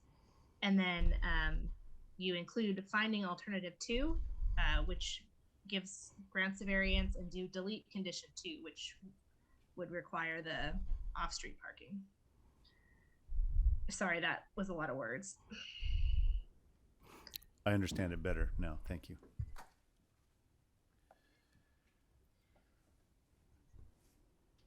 I guess I'm ready to make a motion. I'm going to go with option 2 here. I move the Planning Commission find granting the parking variances not a grant of special privilege, and there are exceptional or extraordinary circumstances or conditions because I'm going to have to think on that one. Yeah, the abundance of off-street parking already, pre-existing off-street parking. and adopt a resolution including the finding of alternative 2 and deleting condition 2 to conditionally approve the project. I'll second that. I like it. Some reservations. Discussion. Yeah, I don't have any. I don't care about parking at all, but I do care about ADA, and I think that they're not doing enough for ADA. I don't think a loading space is sufficient, and I think that there is an existing driveway from the alley to the interior of the property, as evidence on Google Earth. You can see it pretty clearly. There's a fence cut. I mean, maybe not anymore, but there was. And so there is ways into the property that have historically existed that could provide an accessible parking space. And I don't care beyond that. Like, one accessible parking space on site, not making someone have to wheel from 2 blocks away or hope that the loading space isn't occupied by the catering van or whatever. That's pretty bare minimum for most uses, and it doesn't interfere with the historical fabric of the building. They can have a path of travel to the same place where they're planning on ramping into the lower level thing, the restaurant area. It just makes it much more feasible for someone, whether it's a van or whatever. So to me, I would rather see at least one space for ADA. Whether we have any more than that, I'm fine with no more spaces than just one. But that to me seems like a bare minimum thing for someone who's redeveloping and introducing new uses to a property that haven't historically existed and is going to benefit from that. I agree with you. And I think, too, it's just important as someone who's been on the other end, not only of just dealing with ADA, but actually being sued by, for ADA compliance. So I think it is important to offer that. Yes, you make a valid point. Commissioners, my colleagues, be willing to consider an interior loading zone that served the function of ADA access on the interior of the yard without it necessarily being a parking space, but being a drop-off zone. No, it's got to meet the ADA requirements as far as I'm concerned. It's got to be paved, and it's got to have striping. It's got to be sufficient size, and it doesn't mean the whole access way has to be paved as far as I'm concerned, just the area where people park for the ADA space. And I certainly know, doing one recently, it's not totally financially infeasible to get it done. It's not that expensive to add one. And like a charging station, it's an asset to your property if you just start to think about, being more inclusive, having greater facility, and when you're redeveloping I think it's totally fair game. That's just where I land on it. And certainly making the assumption that they're going to be dropped off and aren't going to be driving themselves, I think is it's not an appropriate assumption. I guess we can we adjust the motion? No, we need to vote on that particular motion from Commissioner Benson. The cleanest way is to vote that motion down if you're wanting to go in a different direction, and then somebody else make the motion to do number 1, but instead of require 7 off-street parking spaces, just indicate that it's 1 ADA off-street parking space, and condition number 2 should be changed to match. Okay, then should we go to a vote? All right. Commissioner Lazar? No. Commissioner Benson? No. Commissioner Kraft? No. And Chair Meyer? No. Thank you. Motion is denied. Give it a go. Okay, I'm going to go with number 1 now with a different caveat. I move the Planning Commission adopt a resolution including finding alternative 1 to conditionally approve the project requiring 1 ADA parking space on the site. I would gladly second that. And just to confirm, that also changes condition number 2 to require that 1 ADA space. Yes, understood. Thank you. Discussion? Ready for a vote? So you take your time. No, I'm kidding. Let Kristen type it later. Commissioner Lazar? Yes. Commissioner Benson? Yes. Commissioner Kraft? Yes. And Commissioner Meyer? Yes. Thank you. Motion carries. Could I Thank request just a 5-minute recess Sure. before we go into the next item? Take a quick 5-minute break. Thank you. We'll resume at 7:17.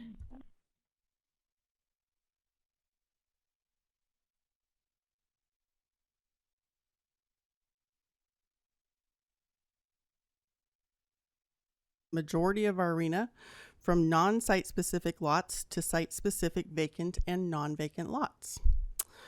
Revisions to the list of city-owned sites are also proposed, bringing the total number of units anticipated be developed through RFPs to 330 instead of 302. Other than those changes, we've updated the numbers for how many dwelling units have been created since 2019, provided new methodology for the newly listed city-owned sites, talked about changes that we've made to our zoning code as a result of new state laws, as well as ongoing efforts to streamline and improve our code, and argued our case to be allowed to use lots that are less than a half acre when state housing law says if you have a parcel that's less than half an acre, it's not suitable for housing development. So given all of the changes we've made in the housing element, how are we going to accommodate our arena? We've identified vacant lots that can accommodate 726 dwellings, and non-vacant lots can accommodate 51 dwellings. With the city-owned sites providing 330 dwellings, that means we actually exceed our total arena by 155 units. Staff recommends that you hold a public hearing and adopt a resolution recommending the City Council adopt the amendment to the housing element. And I have a motion ready when you're ready, and I'm happy to answer any questions that I can. Thank you. Questions for staff? I guess I'll just ask Kristen, we got a letter from Security National. Do you want to speak to that concern? I mean, to just paraphrase for the public and the commission, I think everyone read it on the commission, but essentially saying they live, their offices are close to one of the sites targeted for a city parking lot redevelopment, and they have concerns about the loss of parking that their employees frequently utilize in the public parking lot, and would like the site to be required to include on-site parking to the tune of what's there for future redevelopment. Is that kind of what your take was? Yes, that's my understanding of what their concern was and what their comment was. At this point in time, we are happy to ask council about requiring that existing parking on parking lot sites be retained. We have talked about that with them in the past. They had made that decision for a couple of the other lots. And, you know, that can certainly be an option for them at the time that the RFP goes to them for review. But at this point in time, I can't guarantee that that will happen. It was certainly the original plan. I remember sitting through it that those RFP were going to retain the parking on the first floor and housing above it. So I can understand where Security National is bringing that back around. Makes sense. As I read that, it seemed like they were requesting that what was a stated intention or likelihood would become a requirement. Is that how you all read it? How I read that is it will be up to the council to make that decision. Yeah, it seemed to me Fair like point. they were requesting that we make a recommendation that the language of the housing element with respect to that site in particular make it explicit that they have to preserve the parking in any redevelopment. I don't know, which seems like a long way to go, but if you don't do that, it remains unknown until the next part of the development process when a project's before the council for the redevelopment. And would council even consider it if we didn't bring it forward as a recommendation? Well, there'll be another hearing, and the Security National folks can make their point to the council. So, yeah, it wouldn't be totally, contingent on us saying that. But And this becomes part of the record, so it'll be reported to council at their public hearing, as Commissioner Lozar indicated. Okay, cool. Yeah, I'd be interested in just seeing them consider doing that to the maximum extent possible, but not to all of the places all of the spaces that currently exist, and just leave the language loose about that. It certainly does seem a more central lot. Probably, I guess you'd have to look at the usage percentage, but I might agree that that might be a more well-used facility. Yeah, it is. I'm neither here nor there on whether we do what the company asked us, but I certainly get their concern. It's a lot that's used, and it's half a block away from where their employees go through the front door. Principal Planner Getz, I have just a couple of questions. I read through the whole housing element, every word, and so I of course, that made me come up with questions that weren't part of your immediate presentation tonight, which I greatly appreciated seeing that again, and the changes that you made. Let me see, just a few, just a couple. In section H1.19, it talks about upzoning. It's just a little paragraph, and that's a new word to me. So this maybe just be for Commissioner Education. And my question is, are there limitations on upzoning, or can anybody do it?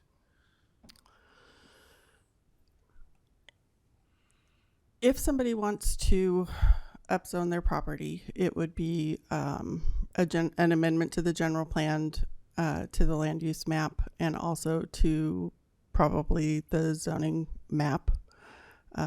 They would file a petition for the general plan amendment with the city. The city council would review it and determine whether they were interested in considering an application for whatever it was that they were proposing. If council responds in the affirmative, then the applicant applies for the general plan amendment itself along with the zone reclassification. If council is not interested in making whatever their proposed change it might be, the applicant can't apply at that point in time, but could reapply. I think it's a year or two later, so it doesn't necessarily go away. Okay. So upzoning basically just means changing an existing site's zoning to allow another zone district that has more residential density allowed on it. Yeah, that was my understanding. Thank you. And then in goal H7, and maybe this is just for the commission, it was interesting. I appreciated all staff's work to substantiate, at least in a point of time, that homelessness is truly substantially lower. Now it was about that, and as I read through it, there was many components of that. And I know this isn't a social work commission, but it was interesting to read that, and that informed some of my opinion about that we're obviously not through that situation, and we may never be through that situation, but that it's substantially lower has impacts on what we do here. So thank you for bringing that forward. Could I clarify for you, please? Yeah. That doesn't necessarily mean that homelessness is substantially lower. That is the goal that we're going after, is to lower the rate of homelessness that we have in Eureka. So the goals, as they're stated in here, is basically answering the question, what do we want, or what do we want the result to be? It sounded as if in all the strategies that some of those have been implemented already. Some have, yes. To some positive effect. So I came away with that. But that's not entirely true. Thanks for that clarification. I don't want to misspeak about that. Okay, then here's my final one that's maybe more substantive, is H22, limit the number of vacation rentals. You've heard me sort of go on about this for a couple meetings, so I just wanted a clarification on that. It says that city council may cap it, that's their option to do that. And I guess I'd like to see some kind of strict limits from vacation rentals at that point. That seems reasonable to me, that that the vacation rentals exceed available residents for rent or for sale, where we have more places for people to stay as vacation rentals than we have places to meet our demand for rent or houses for sale. And of course that changes all the time. You read the real estate, and every week or even every few days, but like something that would maybe be a term that was annualized, that on your average day and an average year, the amount of housing available for rent or for sale is that even 1% greater than the vacation rentals that we exceed, and that if we hit that threshold, that would be a place that where city council might cap granting more vacation rentals. And so this isn't a motion or a proposal. We chatted about this at the last meeting a little bit. I think Yeah. it was the last meeting went over it, and they were stating that it was below the 1%, but then also they're trying to kind of force permits so they have a better number because there's so many unpermitted vacation rentals. Am I speaking to this correctly? Does everyone else remember that correctly? So You are. yeah, I think it sounds like, I think we're all in agreement that it needs to be, that cap needs to, I think we got to keep an eye on it, but they're taking steps to try to do that currently. Figure out what a proper threshold might be. And actually how many vacation rentals there are. And then, like I said, doing some they're pushing people to get permits. We don't have all the data. This is definitely something that's on the council's radar. And as Chair Mayor just indicated, we kind of need to have the background in order to make a recommendation on, how to make that calculation or what that number should be. So as we work through that, coming out the other end, will most likely be a recommendation to council and then up to them. Good, and thank you for being so professional about it. I just invent stuff and throw it out there. No, I think you're on the right track because it's come up, and I think that the vacation rentals have come on to our agenda almost every single month. So it's definitely on everyone's top of mind. Any further questions for staff? We can open it up to public hearing. It looks like Colin's raising his hand unless he had it up for the previous. Yes. No. No, I would like to speak again, please. Go ahead, please. Thank you. Hello again, Colin Fisk with CRTP. So hopefully you all received a copy of CRTP's August 25th letter to the City Council about the amended housing element, but I will briefly summarize. The CRTP strongly supports, as you know, dense infill housing development in the city's core areas. We did not support the land swap that has removed several city-owned downtown lots from the housing element because our analysis indicates that it will reduce the overall infill housing produced in the city, and because those downtown lots are ideal locations for healthy low-car living. Nevertheless, we do support the amended housing element that's before you, mainly because of its commitment to produce an RFP or otherwise commit to a plan for development of all the city-owned sites within 6 months of adoption. This, we think, is an appropriately ambitious plan to address the housing crisis, and the net result will be very positive for both a housing and a transportation perspective. We strongly oppose the request that you heard to impose any condition to require maintenance of parking, which is both unnecessary and also increases the expense of the project, perhaps making it economically infeasible and likely reducing responses which can fulfill the RFP and therefore can actually produce housing. So we ask that you recommend approval of the amended housing element and move it forward expeditiously for adoption with no further changes. Thank you. Thank you.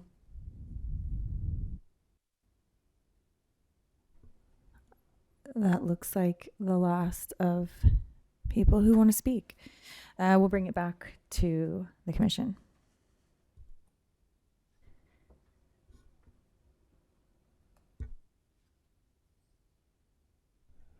In our hybrid meeting with the city council, there were two things that other commissioners mentioned that I think are worth bringing back here.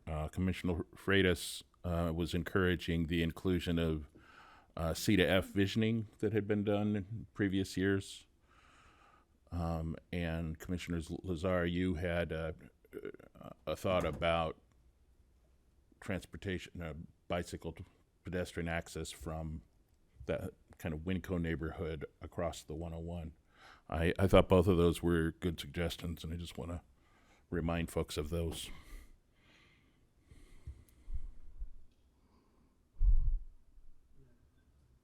I guess it's hard for me to describe because it doesn't really exist and it's really pipe dream, I guess. But hopefully it won't be. But the idea is that one of the sites, what was the name of those? Sunny something maybe, the ones that are the Pearson properties and stuff? Sunset Heights. Sunset Heights, yeah. So those sites could provide one day, potentially, they have the elevation that you could cross the highway without interfering with traffic and provide a really fundamental connectivity to the waterfront trail and some of the class 1 facilities and connect it to city's network of streets. Henderson is one of the bike lane streets. And anyways, that might, much like Security National's concerns about losing parking as a result of redevelopment, I'd be concerned about precluding that possibility. But then again, we got to get these things going, and I don't necessarily know whether that will ever emerge. But to the extent that, and we also have a bike plan that's not yet come before us and it's not yet on the streets. So, but as someone who lives in that neighborhood and fantasizes about how the heck you're going to get across Broadway, that does provide a unique opportunity, and it would be taking off from those properties. That would be the most likely, just from my opinion. So maybe some language to the extent of recommending if we make a recommendation that we ask the council to have that some consideration given during redevelopment of that particular site or those sites. If people, some of my colleagues are elsewhere or interested. Both of those seem to me like good recommendations, not conditions, at the level of the RFP to try to implement that, or at least, as you said, not preclude. I mean, while we're talking about bikes, I guess I just say there's goal H 1.9. It talks about bike parking. I was thinking the language of it currently says continue to provide regulatory options in mixed use and multifamily residential zones that require bicycle parking spaces for residential units and can reduce the number of vehicle parking spaces required in exchange for additional on-site bicycle parking beyond the minimum number required by the code. I'd like to make that a little different in that it should be secure and or covered bicycle parking, because not all parking is equal, and bicycle parking can be very challenging in the wrong setting. So to me, that a real asset is having actual places that are somewhat secure, and when they're covered, especially in this climate, it's particularly helpful. So I just thought about that tweak. If people are interested in, we can recommend that language. And that would be just in the section where it says additional on-site bicycle parking, just add secure and or covered bicycle parking. This is page 13, Kristen. Are you seeing it?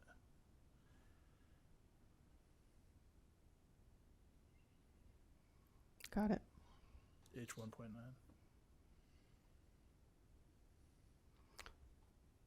So there are requirements in the zoning code, and in fact, there are changes to the zoning code that will be going to council on the 18th. One of them is to require short-term bicycle parking as a non-conforming upgrade. So when you're doing a project that's $50,000 or more, then you're required to upgrade your short-term bike parking if you don't have it or it doesn't meet the requirements. And then there was another change to the long-term parking, but there is language in the zoning code itself for, I believe, the long-term parking can be covered or uncovered. The short-term parking, I believe, is generally uncovered and available for tenants, residents, the public.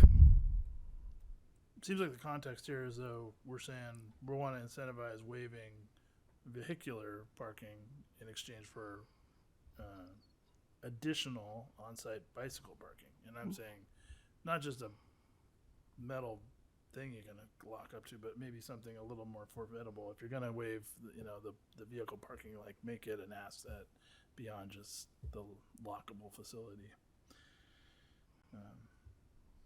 But just something to kind of improve, because those types of things do make a difference for people's comfort. Much like a bike lane makes someone more likely to ride a bike, having a secure place to put your bike at the end of your commute, you know, makes a big difference for people choosing that as a transportation option.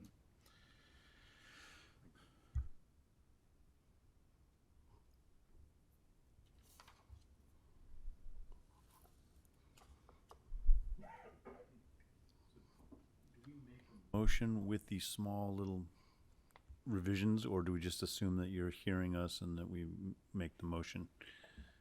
And that those few words of a covered bicycle space, secure covered bicycle space, et cetera, will be included, or do we need to include that in the motion? Include in the motion, please. Okay.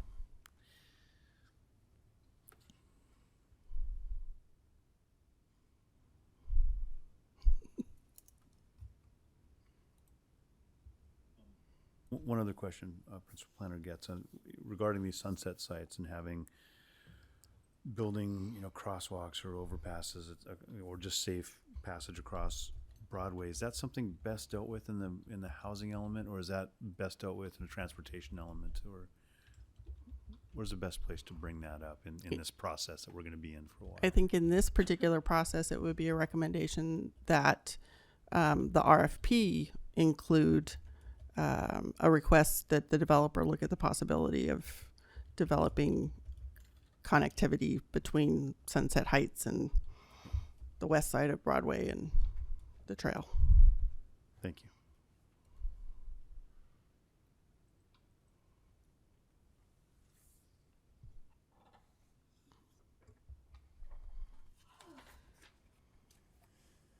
Well,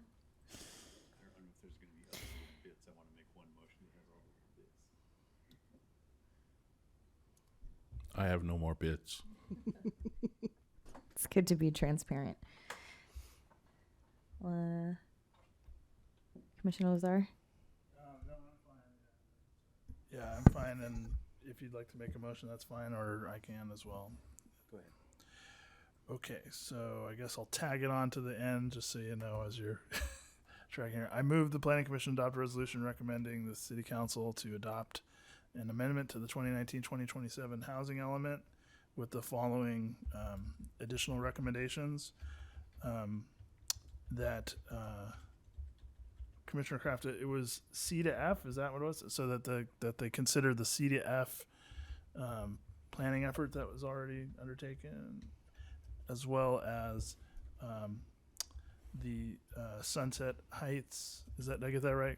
Okay, Sunset Heights site in pursuing redevelopment, that they consider bicycle connectivity across the Broadway corridor and connection to the waterfront trail, and then additionally some language changes on H1.9 to add that secure and or covered bicycle parking as instead of just additional on-site bicycle parking. And was there another thing?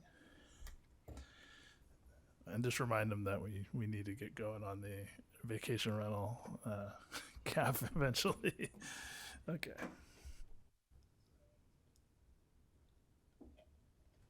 I will second that motion. Any further discussion? I think we can call a vote. Commissioner Lazar? Yes. Commissioner Benson? Yes. Commissioner Kraft? Yes. And Chair Meyer? Yes. Thank you. Motion carries. Thank you. Moving on to old business. There looks like there is none. Yay. New business, none. And unless someone has something. Yeah, wait, that's coming up after that. I just didn't know if anyone else had anything they wanted to chat about. Yeah, we'll move on to the Director's Report and Communication, which is the Coastal Land Use Plan Document Review, Session 2. Okay, that's me. Let me share my screen.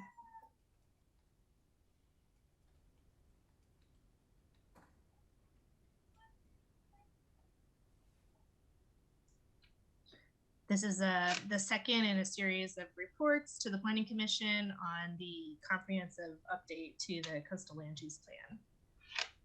Just to remind commissioners, staff is proposing the new land use plan to be a standalone element of the 2040 general plan called the coastal element. And it will include duplicate relevant portions of other 2040 general plan elements, as well as additional policies and maps necessary to carry out the Coastal Act. And we're proposing to organize it into 6 chapters. And tonight we're bringing the public access and recreation chapter to you all for to hear from you. And some things to keep in mind is that the policies and goals in here only apply in the coastal zone, and they're the standard of review for coastal development permits. So if somebody comes in for a coastal development permit, they'll be looking, well, the staff will be looking at these policies, and the commissioners will, to determine whether the project is consistent with them in order to issue their coastal development permit, along with the coastal zoning code. And then, like I said before, it's going to be part of the general plan. So the policies should be broad so that they still stay relevant over the general plan's 20-year planning horizon. And they must conform with the California Coastal Act because the LUP needs to be certified by the Coastal Commission for consistency with the Coastal Act. So the draft public access and recreation chapter includes 4 sections: shoreline access and recreational opportunities, overnight accommodations and other visitor serving uses, fishing and boating, and mobility and parking. And it includes tables showing existing and proposed public access and recreation facilities. We're also working on maps showing those things, but they weren't ready for prime time. Hopefully I will be able to bring those to you at your next meeting. And then also a bicycle facilities map for the coastal zone. And this is the current 2040 general plan bicycle facilities map, and it's already got some outdated parts of it.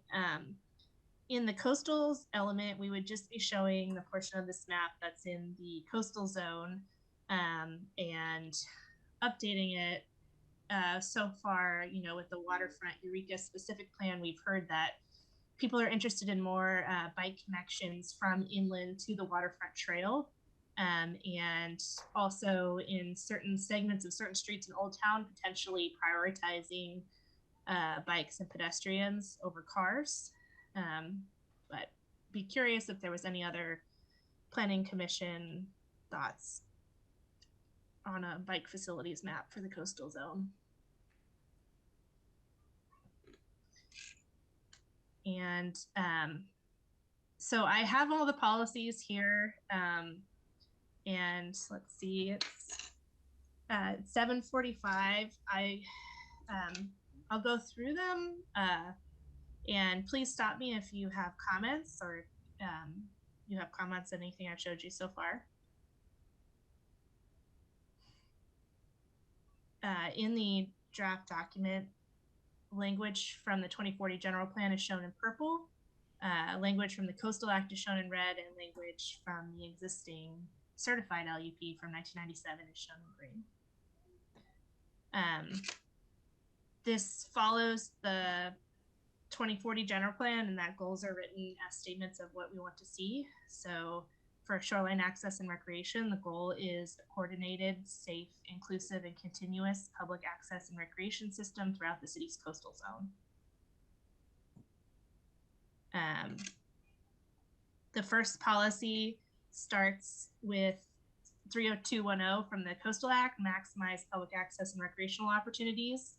And then we've added, to the maximum extent feasible, ensure access and recreation facilities are inclusive and accessible for people of all ages and abilities, including persons with disabilities, children, the elderly, and the economically disadvantaged.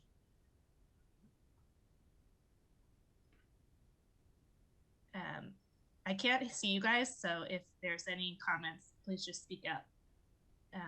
The second policy is out of the 2040 general plan.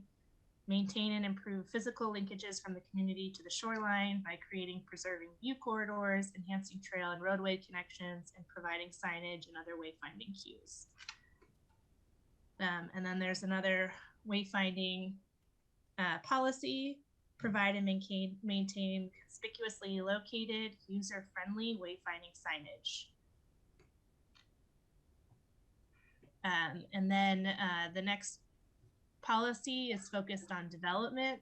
Evaluate new development for potential impacts to public access, including indirect and temporary impacts. So an indirect impact would be increased demand for public access facilities, and temporary impacts are like during construction, you had to shut down a trail.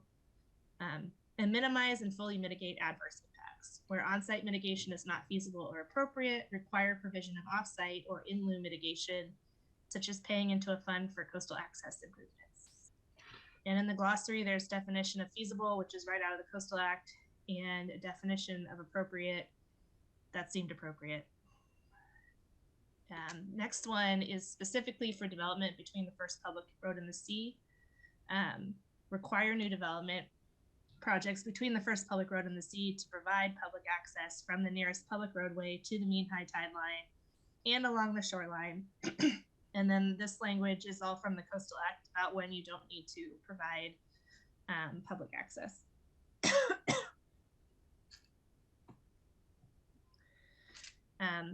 This is also a really important policy of the Coastal Act. Prohibit development from interfering with the public's right of access to the coast where acquired through use or legislative authorization. And where substantial evidence of prescriptive rights exist, actively pursue public acquisition or require access easements as a condition for new development. Existing access alignments are not required to be preserved if they are consolidated or relocated to provide the same or comparable access benefits on the same site and meet all other applicable policies of this LUP. So if people have established prescriptive right to eroding dangerous trail, you could always relocate it if you're providing the same or comparable access benefits. Kristen, could I ask you a question here? When we see sections of the boardwalk or the waterfront trail that are potentially going to be subject to redevelopment, in particular the boardwalk, I guess.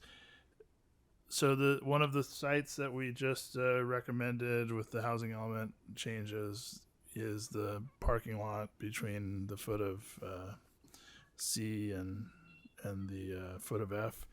So would there be any possibility, I think this came up during the housing element meeting, that the alignment of that facility could be reconfigured in concert with a redevelopment proposal? Would there be any danger of that occurring?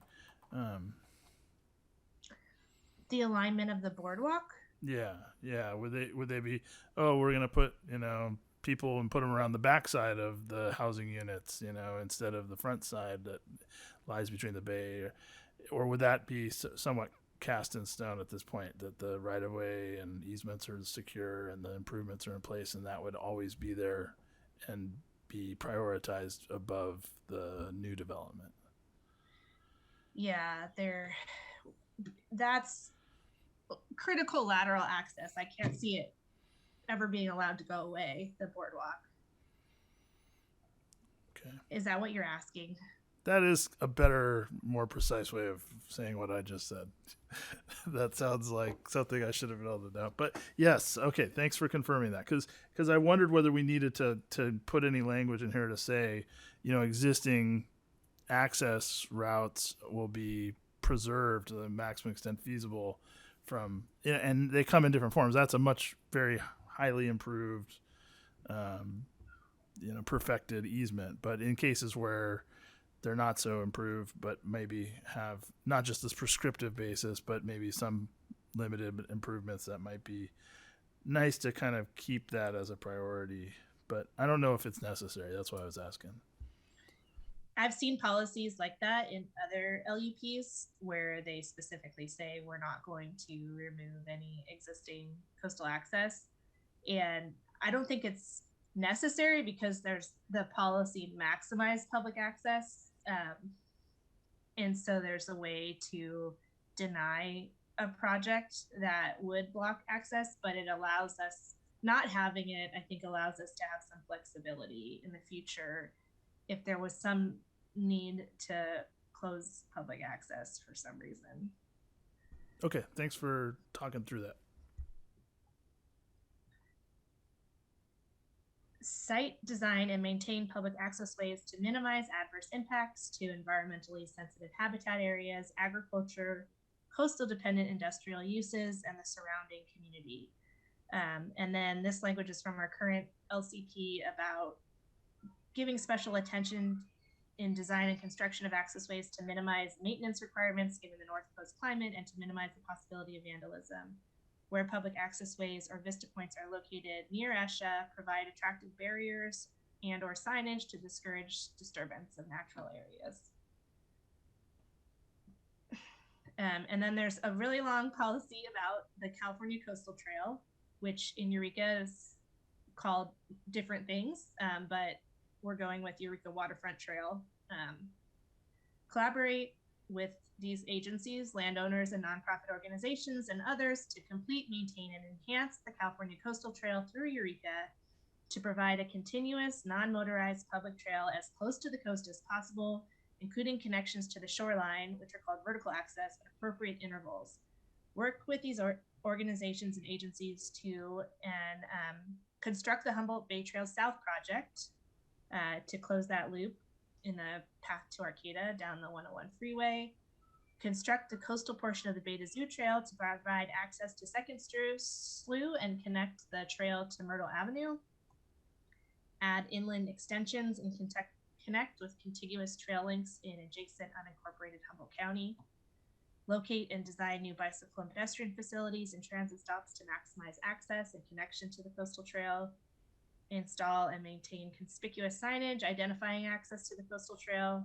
Maintain existing and install new support facilities along Eureka's portion of the coastal trail, including bike racks, interpretive signs, benches, and other similar amenities.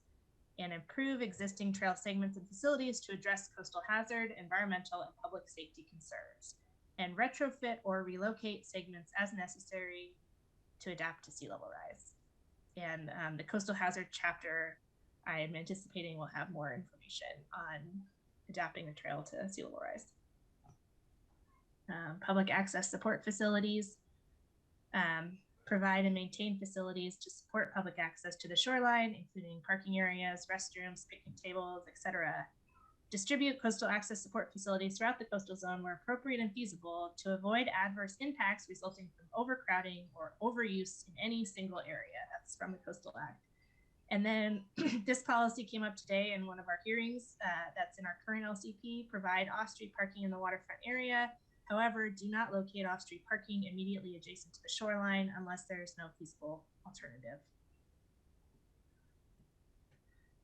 Shoreline access parking. Maintain shoreline access parking, including parking shown on these figures that I haven't shown you yet, as free parking and maximize hours of use to the extent feasible. Require a coastal development permit for changes in availability of shoreline access parking and require mitigation for any adverse impacts, such as through replacement, automobile parking, bicycle parking, or transit service. And so the figures are going to identify just those coastal access parking lots that are right along the trail, with the hope that if we protect those and keep them free, then maybe the Coastal Commission would be okay with us not having as strict parking standards in the rest of the coastal zone. Water-oriented recreational facilities. Protect and reserve coastal areas suited for water-oriented recreational activities for such uses. This policy is just really from the Coastal Act about reserving areas on our coast on our shoreline. We're not technically on the coast, for water-oriented recreational facilities. And ensure the recreational needs of new residents do not overload nearby coastal recreational areas, but by providing sufficient parkland and recreational amenities. Okay, done with coastal access and recreation. Did anybody have any last minute comments, thoughts on that? I think it's for the next section, but I just wanted to bring up the idea of like recreation for boating not being just motorized boats. Kayaking has become a big staple of the bay, and I thought I saw a section where it might fit better in the next area of the plan, but if you think that language to that effect would be appropriate in this one, since we're talking about recreational. Yeah, there is a section on fishing and recreational boating, and it doesn't really call out non-motorized recreational boating. So I definitely could see adding something in support of that to that section. Yeah, I think we're gonna continue to see a major rise in that, and we should be planning to support it in ways in our plan, I think. So the next goal is what do we want to see? We want to see a range of overnight visitor accommodation types and prices, and abundant, free, and lower cost visitor serving and recreational opportunities. The first policy, this language is really important to the Coastal Commission. Protect, encourage, and where feasible, provide lower cost overnight visitor accommodations such as campgrounds, RV parks, hostels, and lower cost hotels and motels. And in Southern California, the Coastal Commission uses this policy to basically require any new hotel to provide at least 20 or 25% affordable units, and they don't let people remove affordable units on private property without basically compensating for that, either by providing new units or through an in lieu fee. So they've already indicated to us that we need to demonstrate how we're unique and that we have a lot of relatively lower cost overnight visitor accommodations already, so that we don't need such strict policies for private property. With that in mind, this next one says, require new overnight visitor accommodation developments to contribute to an overall supply of accommodation types and affordability levels. When new hotels or whatever are proposed, or existing overnight accommodations are proposed to be converted to other uses, require an evaluation to ensure a balance of overnight accommodation types at various price points continue to be provided, including adequate lower cost facilities.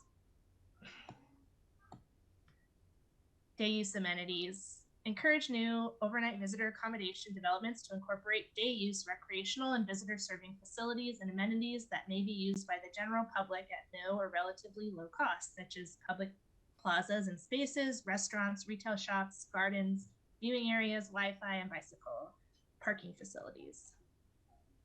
This next one comes from our 2040 general plan.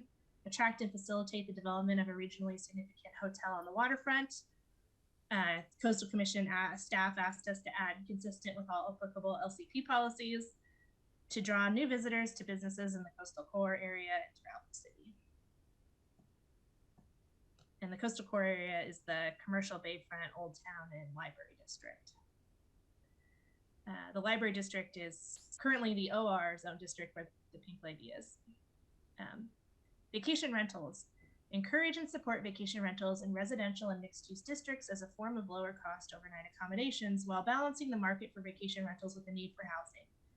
Conditionally permit and consider establishing and maintaining a cap on the number of vacation rentals without a proprietor on site in residential zone districts to avoid significant impacts on housing availability and neighborhood character. The Coastal Commission, whenever a jurisdiction tries to impose some sort of cap on vacation rentals, they say that needs review by them, and they generally are supportive of vacation rentals, but they have allowed caps. Lower cost visitor and recreational facilities. Protect, encourage, and where feasible, provide visitor and recreational facilities that are lower cost or free to use. Prioritize developments providing public recreational opportunities. Encourage private development projects to incorporate public plazas, pocket parks, and other on-site spaces open and free for public use. Very similar to that other policy that was focused on overnight accommodations. This one's the same basically, but for all visitor and recreation facilities. And then this last policy is also very important to the Coastal Commission. Prioritize visitor serving commercial recreation facilities designed to enhance public opportunities for coastal recreation over private residential, general industrial, or general commercial development, but not over agriculture or coastal dependent industry, including commercial fishing. And we'll also have to apply this through our land use designations. But we're hoping to increase the flexibility of use a bit in our commercial waterfront district, which is our visitor serving district. Okay, next one, fishing and boating. Goal, what do we want? Water and landside facilities adequate to meet the needs of the commercial fishing industry and recreational boaters, and educational and tourist activities celebrating our fishing economy. Support and protect the recreational boating use of coastal waters and encourage increased use in accordance with the city's LCP. Provide the commercial fishing industry with priority use of maritime docking, fueling, storage, work areas, and related infrastructure in the fishing industry district, which is a community place that's west of C Street, between C Street and the Eureka Marina, public marina, and on Woodley Island, and encourage the expansion of the fishing industry in these areas. Locate and design new recreational boating facilities to avoid, where feasible, interference with the needs of the commercial fishing industry. So the Coastal Act requires prioritization of commercial fishing over recreational boating. Protect, maintain, and where feasible, upgrade and add commercial fishing and recreational boating support facilities. Such facilities should not be reduced unless the demand for the facilities no longer exists or adequate substitute space has been provided. So if Woodley Island wanted to develop 4 hotels, they would have to show that they don't need any of that space anymore, given demand for fishing and boating. Cold storage facility. Work with the Humboldt Bay Harbor Recreation and Conservation District, private landowners, and other stakeholders to secure a site and funding for the construction and operation of a commercial cold storage facility. Limit new or expanded berthing facilities to sites at the Woodley Island Marina, the Eureka Public Marina, or the Eureka Channel and Reach. Provide facilities supporting party or charter fishing boat operations at these sites to meet demand for them. Those are from the 2040 General Plan. Recognize commercial fishing operations and onshore support facilities in Eureka as important contributors to the local and regional economy. Continue to support and allow fishing-related noises and odors along the waterfront. Added odors in there. Allow supplementary and compatible fishing-related educational and tourist activities and uses at fishing industrial facilities, such as tours, fish markets or shops, seafood restaurants, and other attractions that support the fishing industry. This is us trying to get more flexibility of use on our coastal dependent industrial lands. And surprisingly, our current LCP, our current LUP actually does have this language about allowing tours and fish markets and seafood restaurants at fish processing facilities. And then promoting the continued operation of existing fisheries related industry in the commercial bayfront district, and encourage incorporation of additional uses related to the fishing industry in the coastal core area, such as a fisherman's farmer's market. So we're not reserving our coastal core area for fishing, but we're supporting fishing related tourist activities in that area. Kristen, could I? So this is one of those places where it seems like we've divided between fishing and boating, and then recreation as a different section, and there is a sort of overlap to a certain extent. And so while on one hand someone might be kayaking around the slough or in the bay, but somebody else might be kayaking around with a fishing pole, and I think it's important, just in case people don't understand, like, commercial fishermen don't get to use Humboldt Bay for fishing. It's only available for recreational and sport fishermen. But there is a potential for conflict between the fleet leaving the marinas and the abundance of recreational uses. So I think we should be, I think we're going to continue to see increasing use of the bay with the advent of these very, powerful small kayaks, that have become very popular locally and throughout the state. So I think, having some language in there about that use and allowing for it, but at the same time, not interfering with the commercial sector, and maybe to cite it would, and I can share this with you offline, but I mean, I brought my Port of Humboldt Bay, this is from like 1967, but it talks about like, how much commercial fishing was a part of our economy. I mean, it was 9.2% of the total county economy. The catch was, amazing. The numbers in here. So it's a use that predates the Coastal Act. It's a use that has protection under the Coastal Act, and it's a use that has precedent. And it won't ever likely return to the level. But just for instance, I think they say here, I should have had it. Well, there were seven small boat landings in the late 60s. And there was $20 million coming out of the economy associated with fishing, yeah. But I think it would be nice to have some language in there about not just recreational boaters, but like sport fishing in Humboldt Bay.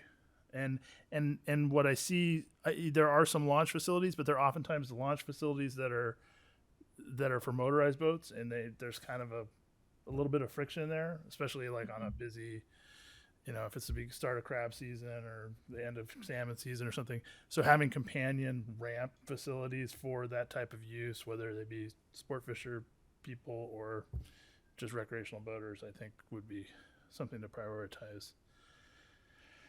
Wherever you feel like that can be hung, it'd be nice to have some language in there. Yeah, agreed. Thank you for that. Yeah, it seems like in PAR 3.3 possibly there, and maybe even 3.7.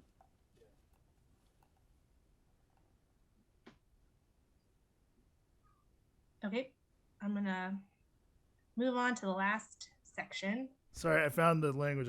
So it was in 1943, the catch was 5 million pounds, and in 1966, it had gone up to 30 million pounds. Just to kind of put it in perspective. Wow. Yeah, that's all really helpful information too. Maybe that could be like a intro paragraph about what's happened historically. Sure, I can share that with you too.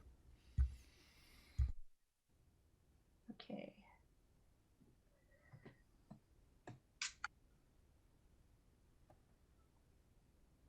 Oh, doesn't want to let me go. Oh, here we go. Okay. Last goal, this is for mobility and parking.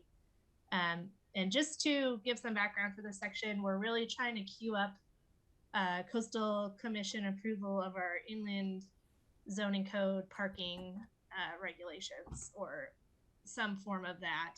And so the Coastal Zoning Code, its standard of review is this document, the coastal element or the LUP. So a lot of these policies are setting the groundwork for updating the Coastal Zoning Code parking standards. Goal, an interconnected continuous transportation network offering safe and convenient mobility options to and within the coastal zone for vehicles, bicycles, pedestrians, transit, and other travel modes.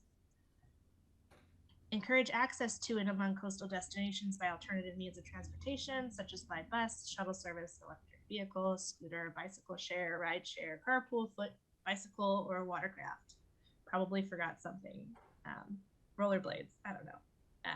Okay, this policy is basically like all of our transit policies from the 2040 general plan combined into one policy. Work with transit service providers to maintain and enhance coastal access by bus and other forms of public transportation. Methods to achieve this include increasing the frequency of transit service in coastal areas, adjusting transit routes to improve service to coastal destinations, locating transit stops closer to popular coastal destinations, adding regular shuttle service to and around coastal destinations, maintaining transit stops in a clean and safe condition, where appropriate, adding either bus stop lanes or bus turnouts, providing enhanced amenities at transit stops. This is focused on new development, require new development in the coastal zone to dedicate easements and provide sheltered public stops for transit patron access where consistent with transit agency plans, and or pay its equitable share contribution to the citywide transit system. Maintain and enhance a complete system of bicycling facilities to provide safe and convenient access to the coast. Methods to achieve this objective may include adding new bikeways where needed to facilitate access to popular coastal destinations, maintaining and upgrading existing bikeways, connecting local bikeways with the regional system, designing all new and reconstructed streets to prioritize the needs of cyclists, installing wayfinding signage, colors, markers, and stencils on bikeways, and providing sufficient city-maintained bicycle parking to serve key coastal destinations. Then there's the one focused on development, require multifamily and commercial construction to provide bicycle support facilities, including short-term and long-term bicycle parking. Where applicable, require new development to provide pedestrian and bicycle access to and through projects, and to construct, dedicate, and or pay its equitable share contribution to the citywide system.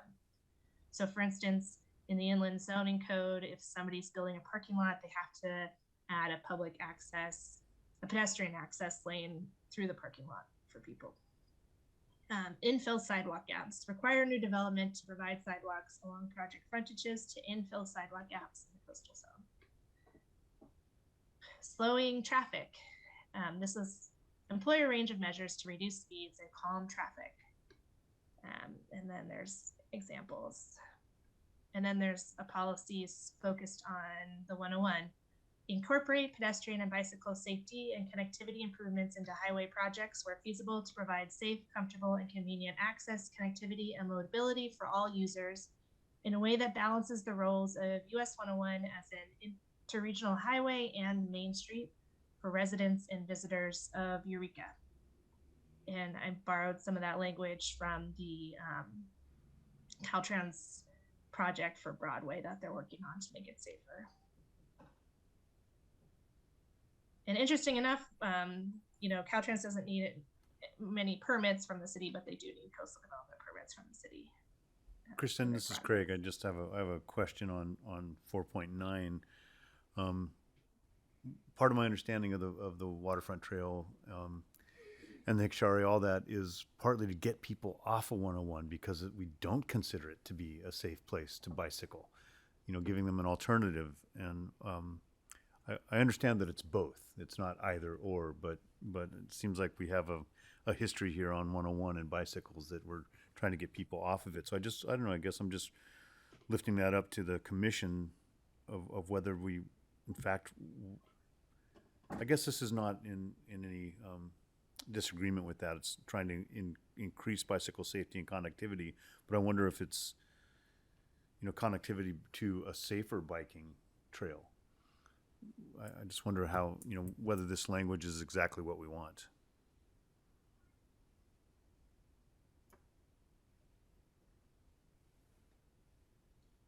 I guess I'll just say I think that's a fair point. There is competing goals. And I think a bicyclist would say, well, I want everything.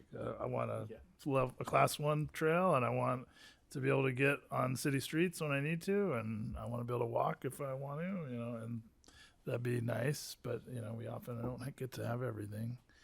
But I think we do have an obligation along Broadway for pedestrian-friendly environments, even if it is a sacrificial land that we're not going to try to encourage cycling. We do have to create a pedestrian pathway. Those are commercial environments. There needs to be that for the just general compliance with public access, I guess. But to the extent that we provide connection at strategic locations, and then the couplets and things that are on the potential horizon that could come, as a way of removing the intensity of traffic from some portions of Broadway. I think that is somewhere in between. Yeah, I think just the language you have in there, Kristen, about connectivity improvements probably covers, what I'm thinking about. I just wanted to see what other commissioners thought about this as well.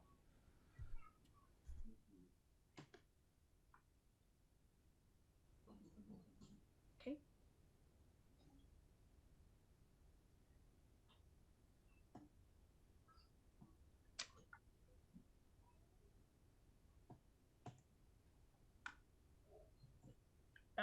Why aren't you working? Sweet.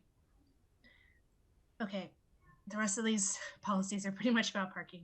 Address increased parking demand generated by new development to the extent necessary to ensure there is no adverse impact on public access to and along the shoreline.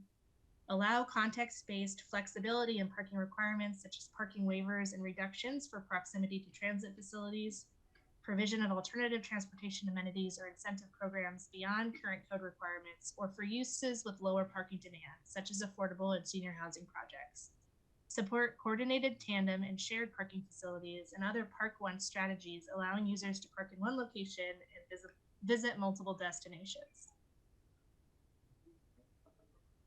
In the coastal core area, so again, Old Town, Commercial, Bayfront, and Library District, and in other neighborhood and visitor serving commercial areas, address parking at an area-wide level to minimize negative impacts on compact pedestrian-friendly design and maximize the utility of parking spaces, such as by continuing and updating as needed the city's parking in lieu fee program to support communal parking facilities and parking management improvements, developing a comprehensive signage program to direct vehicles to public parking lots, instituting a shuttle service, and implementing other parking management strategies. Encourage and incentivize dedicated parking spaces for carpool, vanpool, and alternative energy vehicles, and development of electric vehicle charging stations and parking lots.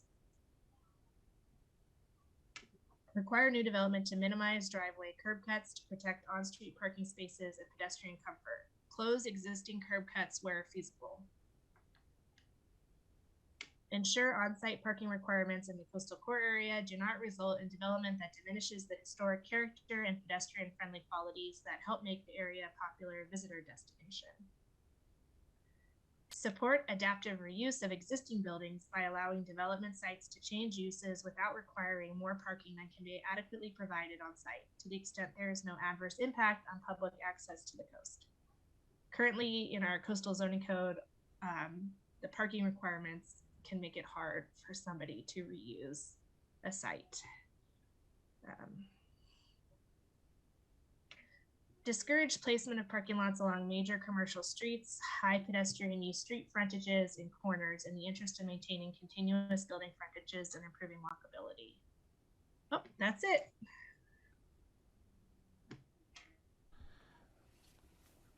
Kristen, can I make a recommendation for, and then see what the commissioners think, but for the parking 4.15, the parking standards for existing buildings, maybe in that same section we could add language about historical structures. And I would say not necessarily ones that are listed, like use a much more inclusive way, but I'll get to that in a sec.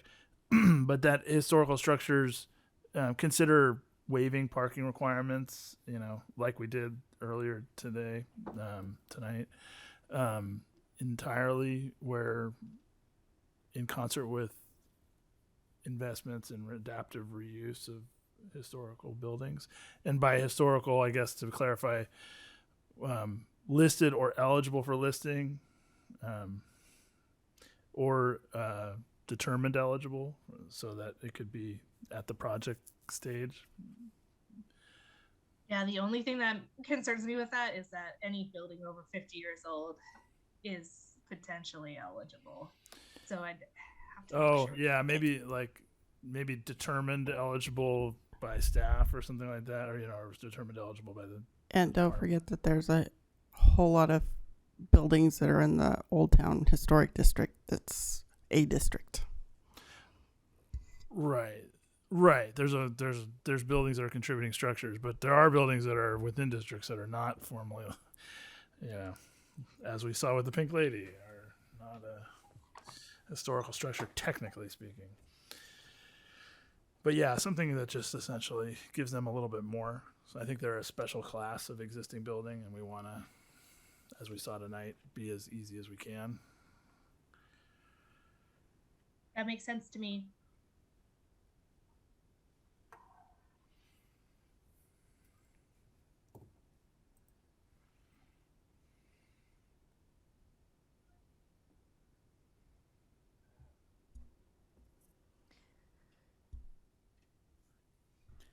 I don't have anything else to add other than thank you for walking us through it. I had read through it in advance, but it helped to hear your explanations of certain things and making really clear what's new language and what the origin of all the language with the color coding is also very helpful. Thank you. Thanks for your patience. Mm-hmm. I think we can wrap this up. Yeah, let's see. Is Other there a reports motion and on this? communications. No. I just had one thing, actually 2 things for you Yes. real quickly. So again, apologies to all of you for the lateness of the agenda coming out this time. A couple of reasons for that. One was we were trying to figure out the Pink Lady and how we can try and make that work. And additionally, we've changed the internal way that we now put our agendas out for public review or public view. So we're getting the hang of that. And again, I apologize that was late. I am excited to share that we have a new associate planner who should be starting with us on November 1st. And we also have a temporary planning technician who should be starting about the same time. So we're kind of getting back to staffed up, which is really great, especially with this RFP for all these sites coming up in the not too distant future. So, Since you're talking about staff, you have no plans for a director at any time in the near future? not Or to a my knowledge. non-acting director, I guess. Not to my knowledge. Okay, thanks. Anything else? All right, we're adjourned.